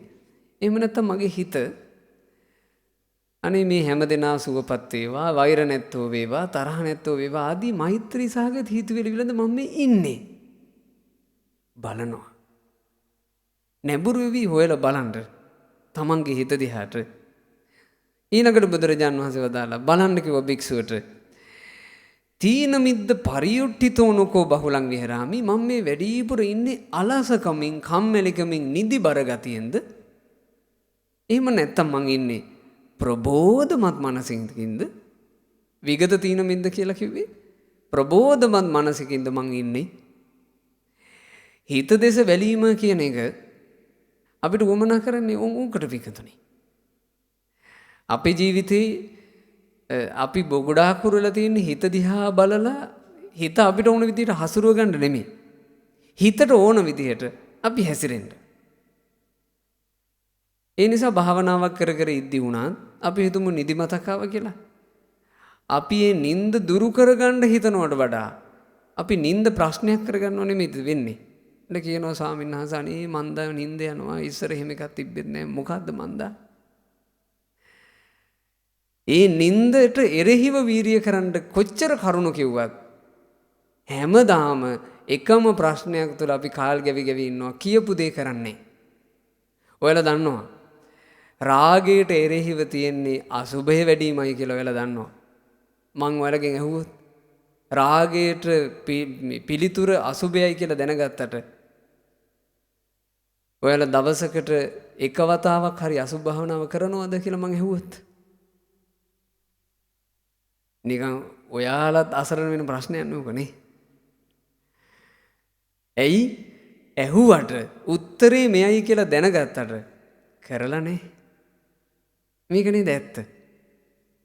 අපි දන්නවා කේන්තියට තරහට අමනාපයට අපිට තියෙන විසඳුම මෛත්‍රිය. ඒත් මං ඇහුවොත් දවසට කොච්චර වෙලා ඔයාලා මෛත්‍රී භාවනාව කරනවද? ඔයාලා බොහෝ දිනෙක ඒකට ඍජුව පිළිතුරක් අවංකව දී ගන්න බැරුව යම්කිසි අසරණකමකටපත් වෙනවා. ඇයවල බොහෝ දෙනෙක් මේ දහම් වැඩසටහනකට ආවොත් වගේ විතරයි මෛත්‍රී භාවනාවවත් කරන්නේ. නැත්තම් ඒකට උනන්දුව බොහෝ දෙනෙකුට නැත්තේ. දැන් බලන්න ඕනේ කාදිහද? තමන්ගේ හිත දිහා. මේ කියන තැන මං ඉන්නවද? තමන් දිහා බලාගත යුතුයි. ඇත්තටම පින්වතුනි ධර්මයේ අදටත් ඵල සහිතයි. අදටත් ඵල සහිතයි. නමුත් මේකේ ලොකුම අවාසනාව තමයි ධර්මයේ අසන්නෝත් ධර්මයේ පුරුදු කරන්නේ අඩුයි. අහන එකට මම ප්‍රශංසා කරනවා. මං ධර්මදේශකයන් වහන්සේ නම මම යම් මේ පින් කුසල් ගැන බොහෝ කරුණු කාරණා ඉගෙන ගත්ත භික්ෂුවක්. ඒ නිසා ඔයාලා බණක් අහන්න ඕන කියන අදහසින් ගෙදරකින් එළියට තිබපු පියවර පවා ඔයාලට සංසාරයට ආශිර්වාදයක් කියලා මම දන්නවා. ඒ නිසා මම ඒක ප්‍රශංසා කරනවා. බණක් ඇසීම උදෙසා උපද්දපු හිතුවිල්ල පවා ඔයාලට මහා යහපතක් කියලා මම දන්නවා. අද මේ කියලා දෙන්න දේශනාව මුළුමනින්ම මතක හිටියේ නැතත් මුළු දේශනාව අමතක වුණත් මේ බණ ඩිංගිත්ත සාවධානව අහගෙන හිටපු මොහොත ඔයාලගේ සංසාරයට ආශිර්වාදයක් කියලා මම දන්නවා. හැබැයි අභාග්‍ය තමයි බණක් අහන්න හිතක් නැමෙන පියවරක් උස්සලා බණ අහන තැනට එන බණක් අහන්න වාඩි වෙලා ඉන්න ඒ බණපදේ පැයක් හමාරක් අහගෙනත් ඉන්න ඒ බඳු අයටත් ඒ බණ පුරුදු කරගන්න බැරි වීම ඒක තමයි අභාග්‍ය. මේක ඉතින් බණක් අහන්නවත් එන්නේ නැති කෙනෙකුට කියලා ඇති වැඩකුත් නැහනේ. මේක කිව යුත්තේ ඔයාලට තමයි. ඔයාලා පටන් ගන්න පින්වතුනි. ඔයාලගේ ජීවිතේ සුවපත් කරන බෙහෙත දැනගත්තට පස්සේ ඒක පාවිච්චි කරන්න. අති දක්ෂ විශේෂඥ ශෛල්‍ය වෛද්‍යවරයෙක් ඉස්තරම්ම බෙහෙත් වලින් ලෙඩ හොඳ වෙන්න බෙහෙත දුන්නත් ලෙඩා බෙහෙත බොන්නේ නැතුව බෙහෙත පැත්තකින් තියලා තිබ්බොත් කෙසේනම් ලෙඩ හොඳ වෙයිද? ලෙඩා වේදාවත් වර්ණනා කරනවා බෙහෙතුත් වර්ණනා කරනවා බෙහෙත් බීලා නැහැ. අහද්දි කියනවා හොඳ වෙදෙක්නේ අපිට ඉන්නේ. බෙහෙත් ගැන අහද්දි කියනවා ඔය එහෙ මෙහෙ බාල බෙහෙත් නෙමෙයි අපි ගෙන තියෙන ක්වොලිටිම බෙහෙත්. බීලා නැහැ. සමහරට ලෙඩ හොඳ කරගත්තේ අය ගැනත් කියනවා. ඒ බෙහෙත් වලින් ඒ වෙද මහත්තයා නිසා සෑහෙන පිරිසක් ලෙඩ හොඳ කරගත්තා. හැබැයි මෙයා මූලික බෙහෙත් මාත්‍රාවවත් පටන්ගෙන නැහැ. උද්ද නුවණකින් හිතන්න ඕන තැනක් මේ. තමන්ගේ දිහා හැරී බලන්න ඕන. මං වැඩිපුර මගේ ජීවිතේ කුසල් දහම් පින් දහම් වඩන තැන්වල පවා ඉන්නේ ප්‍රබෝධමත් හිතකින්ද? එහෙම නැත්නම් තීන මිද්ද පරියුට්ටති චිත්තෝ නිදි බරගතියෙන්ද? උද්දතෝනුකෝ බහුලං විහරාමි අනුද්දතෝ. මං වැඩිපුර වාසය කරන්නේ හිත විසිරිලාද? එහෙම නැත්නම් තැම්පත් හිතකින්ද? විචිකිච්ඡෝනුකෝ බහුලං විහරාමි. මං වැඩිපුර වාසය කරන්නේ ධර්මයේ සැක කර විචිකිච්ඡාවෙන්ද? එහෙම නැත්නම් තින්න විචිකිච්ඡෝ ශ්‍රද්ධාවන්ත හිතකින්ද? විචිකිච්ඡාව අත්හැරලා සැක අත්හැරලාද මං ජීවත් වෙන්නේ? තමන්ගේ පැත්තට හැරී බලනවා. ඊළඟට භාග්‍යතුන් වහන්සේ වදාලා ශ්‍රාවකයා බලනවා කෝධනුකෝ බහුලං විහරාමි. මං ගොඩාක් ඉන්නේ ක්‍රෝධ කරද? අක්කෝධනෝ. එහෙම නැත්නම් ක්‍රෝධය අත්හැරලාද? ක්‍රෝධය කියලා කිව්වෙ මොකද්ද පින්වතුනි? ඔයාලට තේරෙනවා දේශය නේ. ව්‍යාපාදයේ තරහ තේරෙනවා. ක්‍රෝධය කියලා කියන්නේ මොකද්ද? යම් මේ ව්‍යාපාදයක් තරහක් ගැටීමක් අල්ලගෙන ඉදීමට කියන වචනේ තමයි ක්‍රෝධේ. ක්‍රෝධේ තියෙනවා මෙහෙම එකක්. ක්‍රෝධයේ ස්වභාවය තමයි තමන් ක්‍රෝධ කරන චරිතයේ විනාශයක් බලාගෙන ඉන්නවා. ඔය මනුස්සයා මට ඔය වචනේ කිව්වේ. ඕම් බලන්නකෝ ඔය වචනේ කියපු ඔය මනුස්සයාට ඉස්සරහට වෙන්නදී. අපි වගේ මේ හැම පොයකටම සිල් ගන්න කට්ටියටනේ ඔවා කියන්නේ.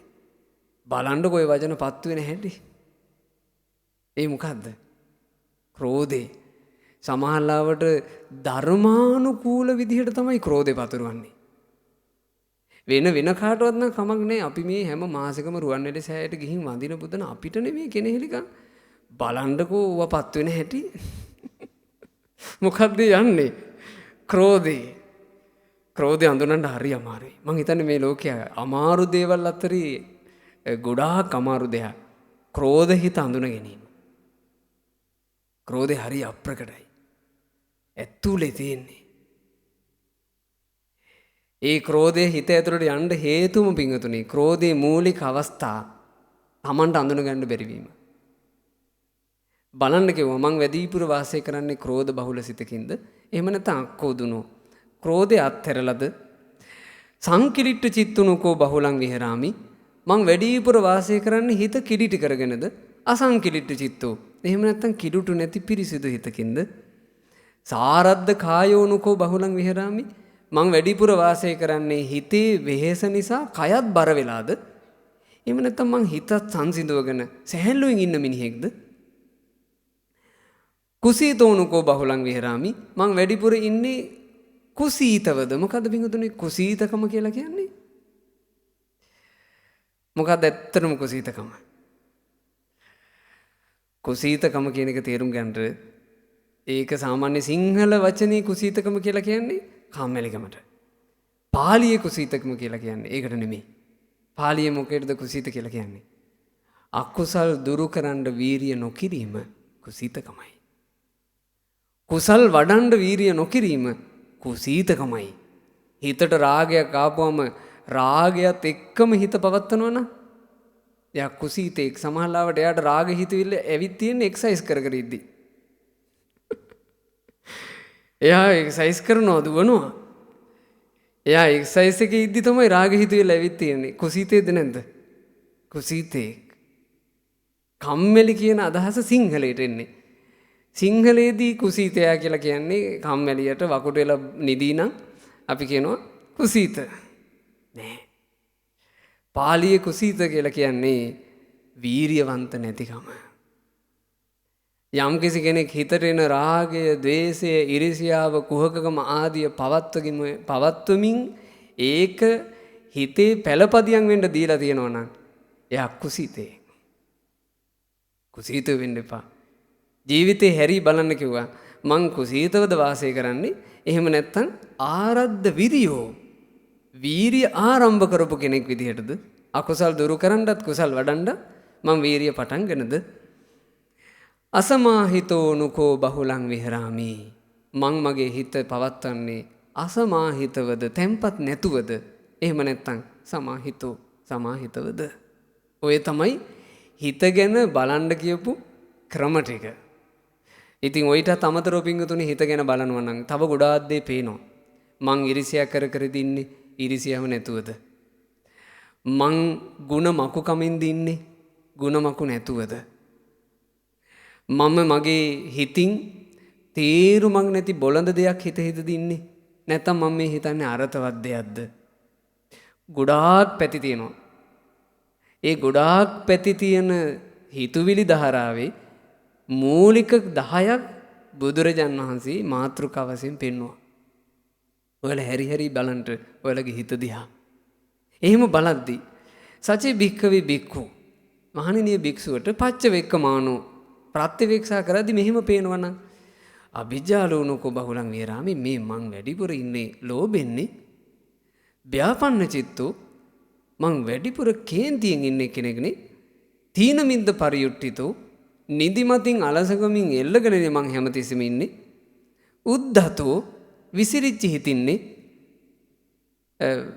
විචිකිච්ඡ බහුලෝ හැමතිස්සෙම මේ සැක කර කර ඉන්න මිනිසෙක්නේ මං සාරද්ද කායෝ ඇඟත් බර කරගෙන කෝධනෝ ක්‍රෝධ කර කර සංකිලිට්ඨ චිත්තෝ කිලිටු සහගත සිතින් අසමාහිතව ඉන්න කෙනෙක්නේ මං කියලා යාට පේන්න ගත්තොත් එහෙම තමන්ගේ සෞතු පැත්ත ඒ සෞතු පැත්ත පෙනෙද්දී සාමාන්‍යයෙන් කණ්ණාඩියකින් මූණ බලන්න ගියපු කෙනා කණ්ණාඩිය කියලා කියන එක අපි හඳුන ගන්න ඕන මොලින්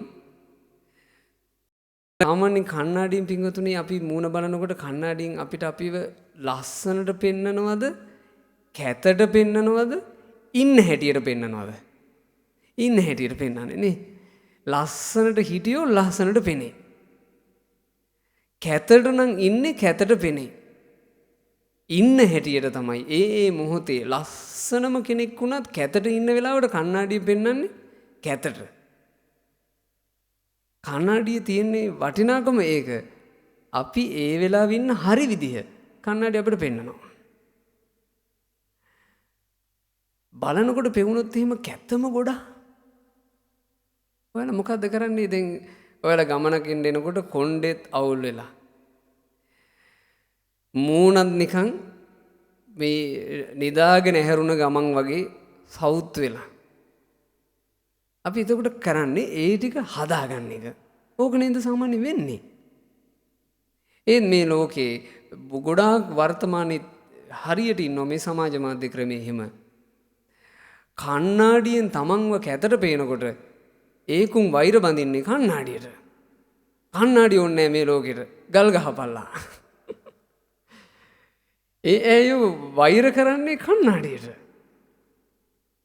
කණ්ණාඩිය නෙමෙයි දෝෂේ තියෙන්නේ නේ. දෝෂේ තියෙන්නේ තමන් ළඟ. තමන් ඒ දෝෂයයි හදාගත යුත්තේ. තමන්ගේ දුස්සීලකම් තමන්ට පෙනෙනවා ධර්මයේ තුලින්. එතකොට ධර්මයට ගල් ගහලා හරියන්නේ නැහැ. හදාගත යුත්තේ තමන්ගේ දුස්සීලකම. තමන්ගේ තියෙන මානසික දුර්වලතා ධර්මයේ තුලින් බලද්දි පේනවා දුර්වලතා විදිහට. එතකොට ධර්මයට ගල් ගහලා හරියන්නේ නැහැ. එයා හදාගත යුත්තේ තමන්ගේ ආධ්‍යාත්ම දෝෂය. ගොඩාක් මේක අඳුනගන්න අසමත් බොහෝ දෙනෙක් වර්තමානයේ. ඒ හින්දා බුදුරජාණන් වහන්සේගේ ධර්මයත් එක්ක අනිත් ධර්මයන් සමකරන්න දඟලන දැඟලිට බලන්න. බුදුරජාණන් වහන්සේ දහම් දෙසුවේ යම්කිසි ඉලක්කයකට. අනික් ආගමික ශාස්ත්‍රූරු වචන කතා කළේ වෙනම ඉලක්කයකට. බුදුරජාණන් වහන්සේ දහම් දෙසනකොට භාග්‍යතුන් වහන්සේට තිබිච්ච ඉලක්කය මොකක්ද? භාග්‍යතුන් වහන්සේ ධර්මය අවබෝධ කරගෙන මුල් කාල වකවානුවේ හිතුවා. එතකොට බණ කියන්න පටන්ගෙන නැහැ. බුදුරජුන්ට හිතවිල්ලක් එනවා අධිගතෝ කෝ මෙයා යන් ධම්මෝ. මම මේ අවබෝධ කරපු ධර්මයේ ගම්බීරෝ හරි ගැඹුරු එකක්. දුද්දසෝ දකින්න දුෂ්කරයි. දුරනුබෝධෝ අවබෝධ කරගන්න අමාරුයි. නිපුණෝ හරි සියුම්. පණ්ඩිත වේදනීයෝ නුවණැත්තන්ට නුවණින් අල්ලන්න තියෙන එකක්. අතක් ආව චරෝ තර්ක කර කර මේක අල්ලන්න බෑ. මම මේ බඳු දහමක් මේ කාමයන් එක්ක ඉන්න මිනිස්සුන්ට කියාගෙන ගියොත් නිකන් මට මහන්සියක් විතරක් වෙයි. ඒ කිසි තේරුමක් නැති වෙයි. බුදුරජාණන් වහන්සේ එහෙමයි හිතුවේ. බුදුරජාණන් වහන්සේට ඕන උන්නේ බණ කියලා වෙනම ආගමක් පිළිටවන්න දාර්ශනිකයෙක් වෙන්න. මට හරි දුකයි සමහරු කියනවා බුදුරජාණන් වහන්සේගේ ධර්මය කියලා කියන්නේ ආගමක් නොවේ.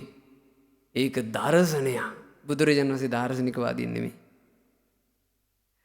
භාග්‍යතුන් වහන්සේ තුන් ලෝකේ හැඳින්නුවේ සත්තා ශාස්ත්‍රූ පාර පෙන්නන කෙනා.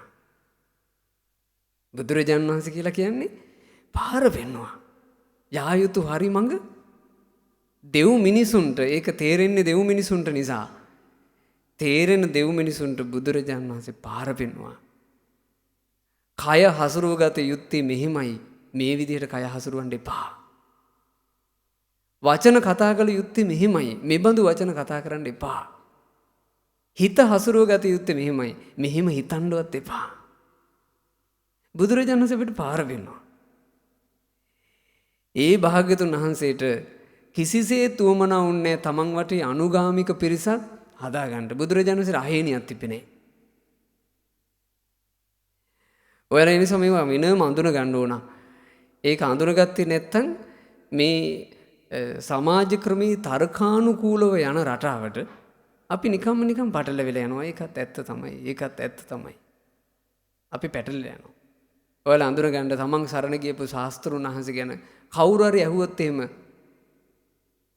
ඔයා සරණ ගියපු ඒ බුදුරජාණන් වහන්සේ කියලා කියන්නේ කවුද? එහෙම කවුරු හරි ඇහුවොත් ඔයාලා මේ උත්තරේ දෙන්න. මං සරණ ගියපු මගේ බුදුරජාණන් වහන්සේ කියන්නේ රාගේ නැති කෙනෙක්. ද්වේෂේ නැති කෙනෙක්. මෝහේ නැති කෙනෙක්. මං එහෙම පිළිතුරු දෙන්න කියන්නේ ওই જાතියේ වෙන කවුරුත් ශාස්ත්‍රවරු විදිහට මේ ලෝකේ නැහැ. කවුරු හරි ඇහුවොත් එහෙම දැන් ඔයාලගේ ওই ධර්මය කියලා කියන්නේ මොකක්ද? ඔයාලා උත්තර දෙන්න. අපේ ධර්මය සත්‍ය. මොකද්ද මේ ලෝකේ බුදුරජුන්ගේ ධර්මයට දෙන්න තියෙන හොඳම වචනේ? මේක ධර්මය කිව්වට වඩා මේකට හරි අපූර්ව වචනයක්. සත්‍ය. ලෝකේ තියෙන සත්‍ය ලෝකයට විවර කළ නිසා දෙවියෝ බුදුරජාණන් වහන්සේට වන්දනා කළා. සත්‍ය නාම සත්‍ය නම් බුදු රජාණෝමය. එහෙම වෙන්දේ. ඒ නිසා භාග්‍යතුන් වහන්සේ අපිට සත්‍ය පෙන්වුවේ. ඒ සත්‍ය පෙන්වපු බුදුරජාණන් වහන්සේ ධර්මයේ තුල තමයි ජීවිතේ සත්‍ය දකින ඒ ප්‍රඥාව ඉතුරු කරලා තියෙන්නේ. ඕන අපි බලනවා. අපි බලනකොට අපේ හිත නැමැති මේ අභ්‍යන්තර වස්ත්‍රය කිලුටු වෙලා මඩ තැවරිලා තියෙනවා අපිට පේනවා. පෙරින්දි මොකද්ද කළ යුත්තේ? ඔන්න බුදුරජාන් වහන්සේම වදාලා. එතකොට මහණෙනි තේන බික්ඛුනා ඒ භික්ෂුව යේව පාපකානං අකුසලානං ධම්මානං පහනාය. ඒ තමන්ගේ ළඟ තියෙන අර සවුත්තු පවිටු අකුසල් ප්‍රහාණය කරන්න දුරු කරන්න අදිමත්තෝ ඡන්தோ වායාමෝ උස්සාහෝ උස්සුල්හෝ කරෝති. අදිමාත්‍ර ඡන්දය වෑයම උත්සාහයක් කළ යුතුයි. උපමාවක් කියනවා. හරියට මහණෙනි ඇඳුමට ගිනිගත්ත කෙනෙක් ඇඳුම නිවන්න මහන්සි වෙනවා වගේ. හිසට ගිනිගත්ත කෙනෙක් හිස නිවන්න මහන්සි වෙනවා වගේ. උපමා. හිතේ ලෝභය දැක්කොත් ලෝභය දුරු කරන්න මහන්සි වෙන්න කිව්වා. ඔළුවට ගිනිගත්ත කෙනෙක් ඔළුවේ ගින්න නිවන්න මහන්සි වෙනවා වගේ. හිතේ රාගය දැක්කොත් රාගය දුරු කරන්න මහන්සි වෙන්න කිව්වා. හිසට ගිනිගත්ත කෙනෙක් ගින්න නිවන්න මහන්සි වෙනවා වගේ. හිත කේන්තියෙන් තියනවා කියලා දැක්කොත් කේන්තිය දුරු කරන්න මහන්සි වෙන්න කිව්වා. හිසට ගිනිගත්ත කෙනෙක් ගින්න නිවන්න මහන්සි වෙනවා වගේ. උපමාව තෝරගමු. අපි හිතමු කරන්ට් ගියපු දවසක අපි ඊටපන්දමක් හෝ ලාම්පුවක් පත්තු කරගෙන අපි කකා ඉන්නවා. අපි බත් කනවා. අපි කකා ඉද්දි අපි තුමු කොණ්ඩෙට ඇවිලුණා. අපේ කොණ්ඩෙට ගිනි ඇවිලුණා කියලා තේරිච්ච ගමන් අපි ඊළඟට ඉක්මනටම කරන්නේ මොකද්ද? ආයෝගේ අහන්න දෙයක් නැහැ. අනිවාර්යෙන් මොනවා හරි උපක්‍රමයකින් අපි ඔය කොණ්ඩේ සැන්නකින් නිවා ගන්නවා. මොකක් හරි කරලා ඕක නිවා ගන්න තමයි අපි ඔට්ටු වෙන්නේ. කවුරුත් මේ මෙහෙම ඉන්නේ. මේ කණ්ඩ ගත්ත වෙලාවෙ මේක ඇවිලුණා කාලා ඉන්නවා. කවුරුත් එහෙම ඉදීද? මම කණ්ඩ ගත්ත වෙලාවෙ මේක ඇවිලුනේ ඇවිලිච්ච දේ මං කාලා ඉන්නවා. කවුරුත් එහෙම ඉන්නේ නැහැ. හැබැයි රාග හිතවිල්ලක් ආවොත් රාග හිතවිල්ල දිහා ඔහේ බලාගෙන ඉන්නවා. තරහ ගියොත් ඔහේ බලාගෙන ඉන්නවා. මේ පිනක් කුසලයක් කරන්න යනකොට බණක් අහන්න යනකොට භාවනාවක් කරන්න යනකොට අලසකම එනවා. ඔහේ අලසවම නිින්ද යන්න දෙනවා. හිත විසිරිලා විසිරිච්ච හිත එහි මෙහි රෝන්දෙ ගහනවා. හිත විසිරුණා කියලා තේරුණා ඔහේ යන්න දෙනවා. ක්‍රෝධේ හිතට ඇවිත් ක්‍රෝධය වැඩෙන විදිහට හිතවිලි ආපහු වෙනවා. ඔහේ යන්න දෙනවා. තේරෙනවද? ධම්ම ඉගෙන ගත්තට ඒ ධම්මේ තියෙන උපමා අපි කියුවට අපි ගොඩාක් ඈත වගේ හිතෙන්නේ නැන්ද? ගොඩාක් ඈත. අපි ලං වෙමු පින්වතුනි. අපි එක එක්කෙනා ධර්මයට ලං වෙන මට්ටමින්නේ. ධර්මය අපට සැනසුම අරන් ඉන්නේ. ධර්මයේ නැමැති ඡත්‍රය යටට අපි ලං වෙමු පුළුවන් තරම්. ඒ ඡත්‍රයට ඇතුල් වෙන මට්ටමට මේ සංසාර මහා කෙලෙස් වරුසාවෙන් ඒ ඡත්‍රය අපිව රකිවි. ධම්මෝ හවේ රක්ඛති ධම්මචාරේ. ධර්මයේ හැසිරෙන කෙනාව රකින්න ධර්මයට පුළුවන්. චත්තම් මහන්තය යත වස්ස කාලේ මහ වැස්සක කුඩයක් යට ඉන්න කෙනාව රකින්නවා වගේ ඒසානි සංසෝ ධම්මෝ සුචින්නෝ. ධර්මයේ හැසිරෙන කෙනාට ලැබෙන ආනිසංසය නම් නදුග්ගතින් ගච්ඡති ධම්මචාරී.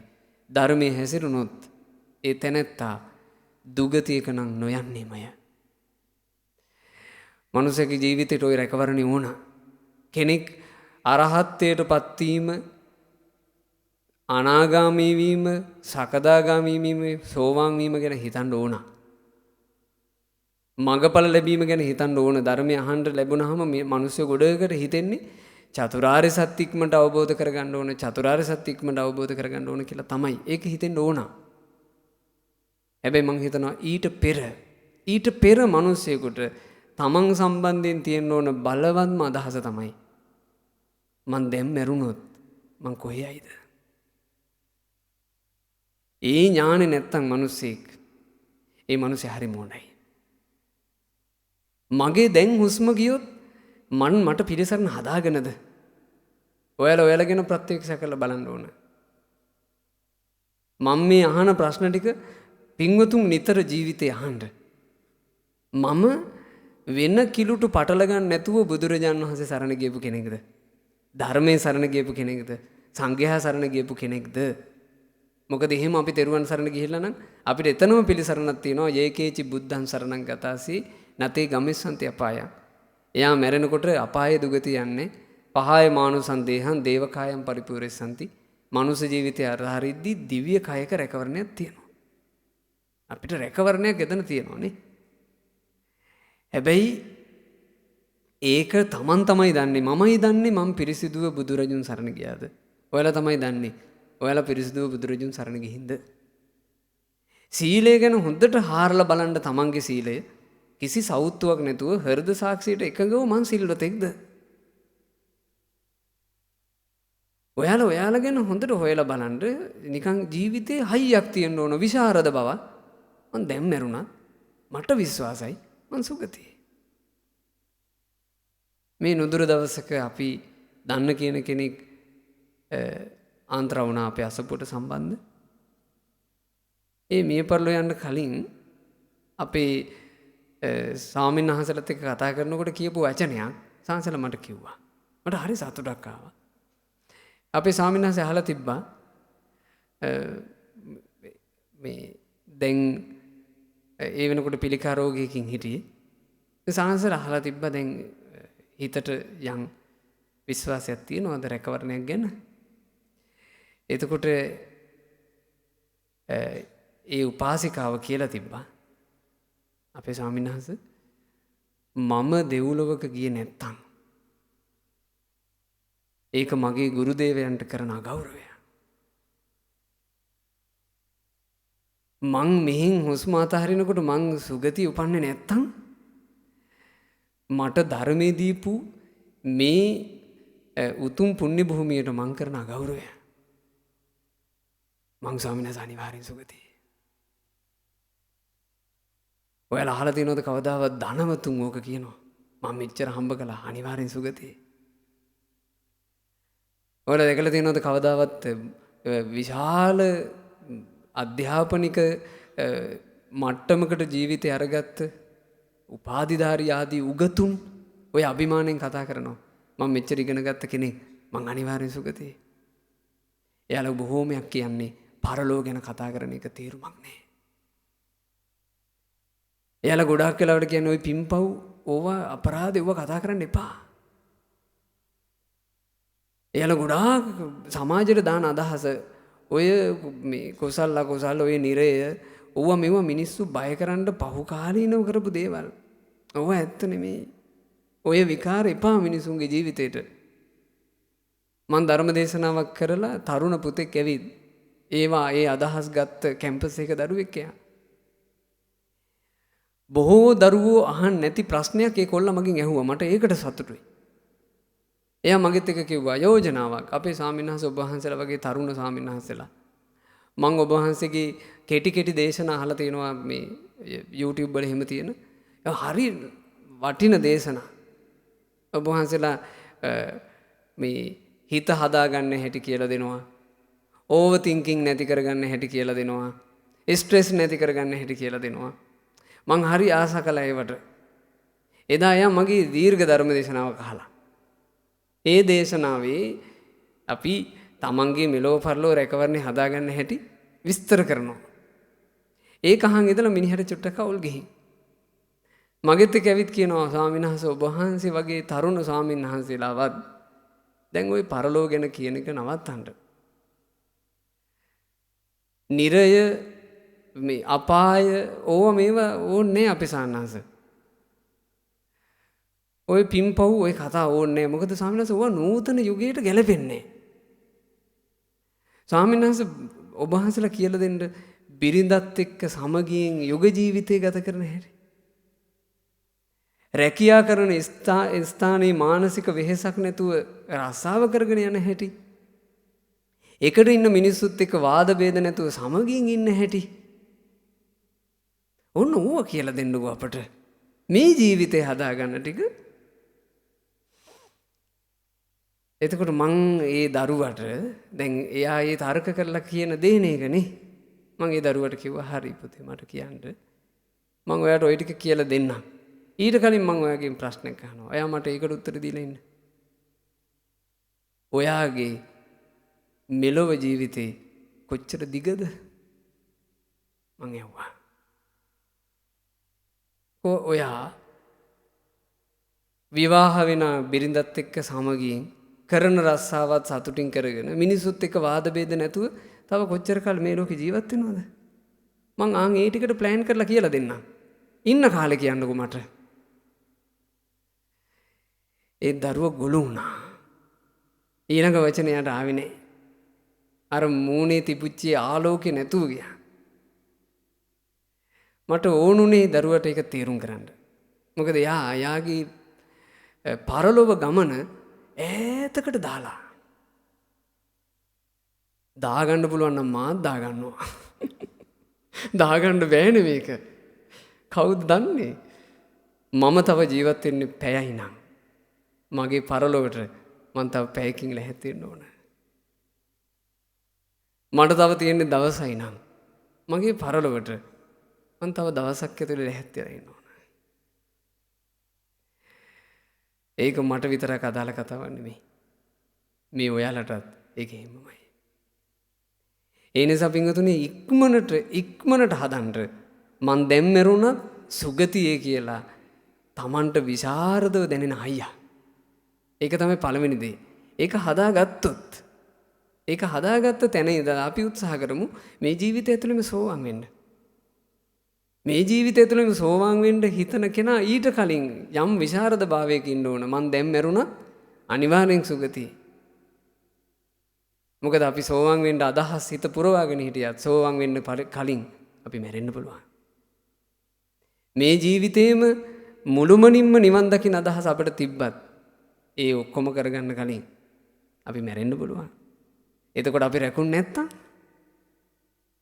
මෙතනින් හොස්ම ටික යනකොට අපිව රකින්න කුසල් බලයක් පින් බලයක් අපිව සුගතියට ඔසවා තබන්න අපි පුරුදු කරපු ධර්මයක් අපේ ජීවිතේ නැත්තම් මේ කතාව අවුරුදු 60-70කින් ඉවරයි. ඒ නිසා හොඳ නුවණකින් තේරුම් අරගන්න මේක හදන්න තියෙන හොඳ උපක්‍රමයක් තමයි මේ සචිත්ත පරියාය කුසල.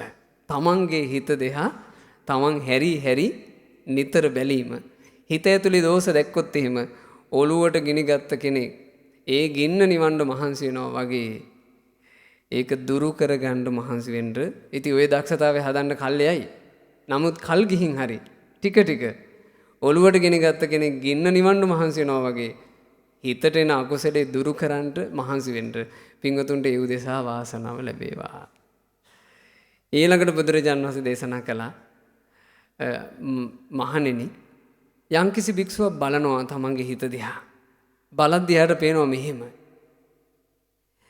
මං වැඩිපුර වාසය කරන්නේ ලෝභ නැති හිතකින්නේ. මෛත්‍රිය පිරුණු හිතකින්නේ මං ඉන්නේ. කම්මැලිකම් අලසකම් නැතුව මං බොහොම ප්‍රබෝධමත්ව ඉන්න කෙනෙක් නේ. මගේ හිත විසිරිලත් නැහැ. මගේ හිතේ බුදුරජාණන් වහන්සේ ගැන සැකේ නැහැ, ශ්‍රද්ධාව පිරීලා තියෙන්නේ. මං ක්‍රෝධ කරන කෙනෙකුත් නෙමෙයි. මං කිලිටි සහගත හිතකින් ඉන්න කෙනෙකුත් නෙමෙයි. මගේ හිත ගොඩාක් පිරිසිදුයි. ඊළඟට මම බොහොම සමාහිත හිතකින් ඉන්න කෙනෙක්. ඔන්න එයාට පේනවා එහෙම. එහෙම දැක්කොත් බුදුරජාණන් වහන්සේ දේශනා කළා මහණෙනි ඒ සුන්දර හිතත් එක්ක තව තවත් බලවත් කුසල් වඩන්න මහන්සි වෙන්න කියලා බුදුරජාණන් වහන්සේ දේශනා කළා. ඒ නිසා ඔය උතුම් දහම් අරුත ජීවිතේට හොඳට ගලප ගන්නට අපි මේ ඉගෙන ගත්ත දෙසුමේ නම තමන්ගේ සිත සචිත්ත තමන්ගේ හිත දිහා බලන්න දක්ෂකම ඇති කරගන්න. එතනින් මේ ප්‍රශ්න විසඳෙන්න අපිට මුල් ගල තියන්න පුළුවන්. ඒ තමයි මුල් ගල.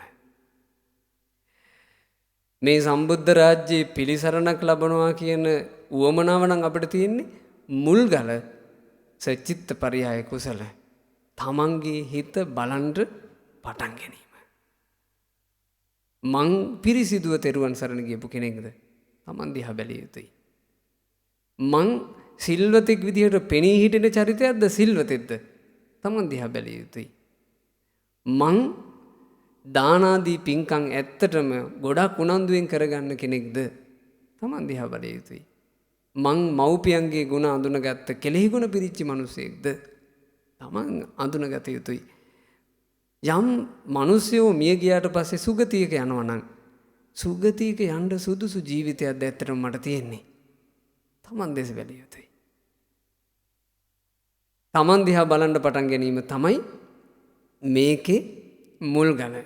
බුදුරජාණන් වහන්සේ පුරා 45 වසරක් දහම් දෙසලා භාග්‍යතුන් වහන්සේගේ වයස අවුරුදු 80ට කිට්ටු වෙමින් තියෙද්දි කුසිනාරාවේ උපවර්තන ශාල වනෝද්‍යානයේදී ආයු සංස්කාර මේ පිරිනිවන් පෑම පිණිස ඊට මාස 3කට පෙර චාපාල චෛත්‍ය ස්ථානයේදී ආයු සංස්කාර අත්හැරියා. ඒක මහ අద్භූත සිදුවීමක් වුණා. මුළු පොළොව තලය හෙල්ලුම් කෑවා. ආනන්ද ස්වාමීන් වහන්සේ බුදුරජාණන් වහන්සේ ළඟට ඇවිත් වන්දනා කරගෙන ඇහුවා ස්වාමීනි මොකක් නිසාද පොළොව හෙල්ලුම් කෑවේ? ආනන්දය තථාගතයන් ආයු සංස්කාර අත්හැරියා. අදින් 3 මාසයකින් තථාගතයන්ගේ පරිනිර්වාණය වන්නේය. එතකොට ආනන්ද ස්වාමීන් වහන්සේ ඉල්ලා හිටියට ඔයාලා අහලා තියෙනවා බුදුරජාණන් වහන්සේ යලි ඒ තීරණය වෙනස් කළේ නැහැ. එදාට පස්සේ ගොඩාක් ප්‍රසිද්ධ වුණා. බුදුරජාණන් වහන්සේ තව 3 මාසෙයි ඉන්නේ. භාග්‍යතුන් වහන්සේට ආදරය කරන ශ්‍රාවක ශ්‍රාවිකාවෝ බුදුරජාණන් වහන්සේ හොයාගෙන ඉන්න පටන් ගත්තා. ඒ එන හැමෝටම පාහේ ධර්මයේ කියලා බුදුරජාණන් වහන්සේ අවසානයේට ඒ කාලේ වැඩිපුරම මෙහෙම කිව්වා. පරිපක්කෝ වයෝමයිහං පරිත්තං මම ජීවිතං පහයවෝ ගමෙස්සාමි කතං මේ සරණ මත්තනෝ අපමත්තෝ සතිමන්තෝ සුසීලා හෝත භික්ඛවෝ සුසමාහිත සංකප්පෝ සචිත්ත මනුරක්ඛත. බුදුරජාණන් වහන්සේ වැඩිපුරම කියපු වචනේ පරිපක්කෝ වයෝමයිහං. මහණෙනි මං දැන් ගොඩක් වයසයි. පරිත්තං මම ජීවිතං මං තව ඉන්නේ ටික කලයි. පහයවෝ ගමෙසාමි මං ඔබව හැරදා යනවා. කතං මේ සරණ මත්තනෝ හැබැයි මං මට පිහිට හදාගත්තා. අපමත්තෝ සතිමන්තෝ මහණෙනි නුඹලත් අප්‍රමාදී විය යුතුයි. සිහියෙන් කටයුතු කළ යුතුයි. සුසීලා හොත් භික්ඛවෝ මහණෙනි සිල්වත් වෙන්න. සුසමාහිත සංකප්පෝ පිරිසිදු සංකල්ප වලින් ජීවත් වෙන්න. සචිත්ත මනුරක්කත තමන්ගේ හිත රැක ගන්න. ඒ තමයි බුදුරජුන්ගේ අවවාදේ. අපි ශ්‍රාවක ශ්‍රාවිකාවෝ ඒ අවවාදේ හොඳට හිතට අරගන්න. මේ දහම් පරයයත් ආශිර්වාදයක් කරගෙන තමන්ගේ හිත රැක ගන්න. රැකගත් සිතකින් මේ බුද්ධ ශාසනයේ පිහිට ලබන්න අපට වාසනාව ලැබේවා. අපි කාටත් චතුරාර්ය සත්‍ය අවබෝධය උදෙසා මේ දහම් ශ්‍රවණය ඒකාන්තයෙන් හේතු වාසනා වෙත්වා. සාදු සාදු.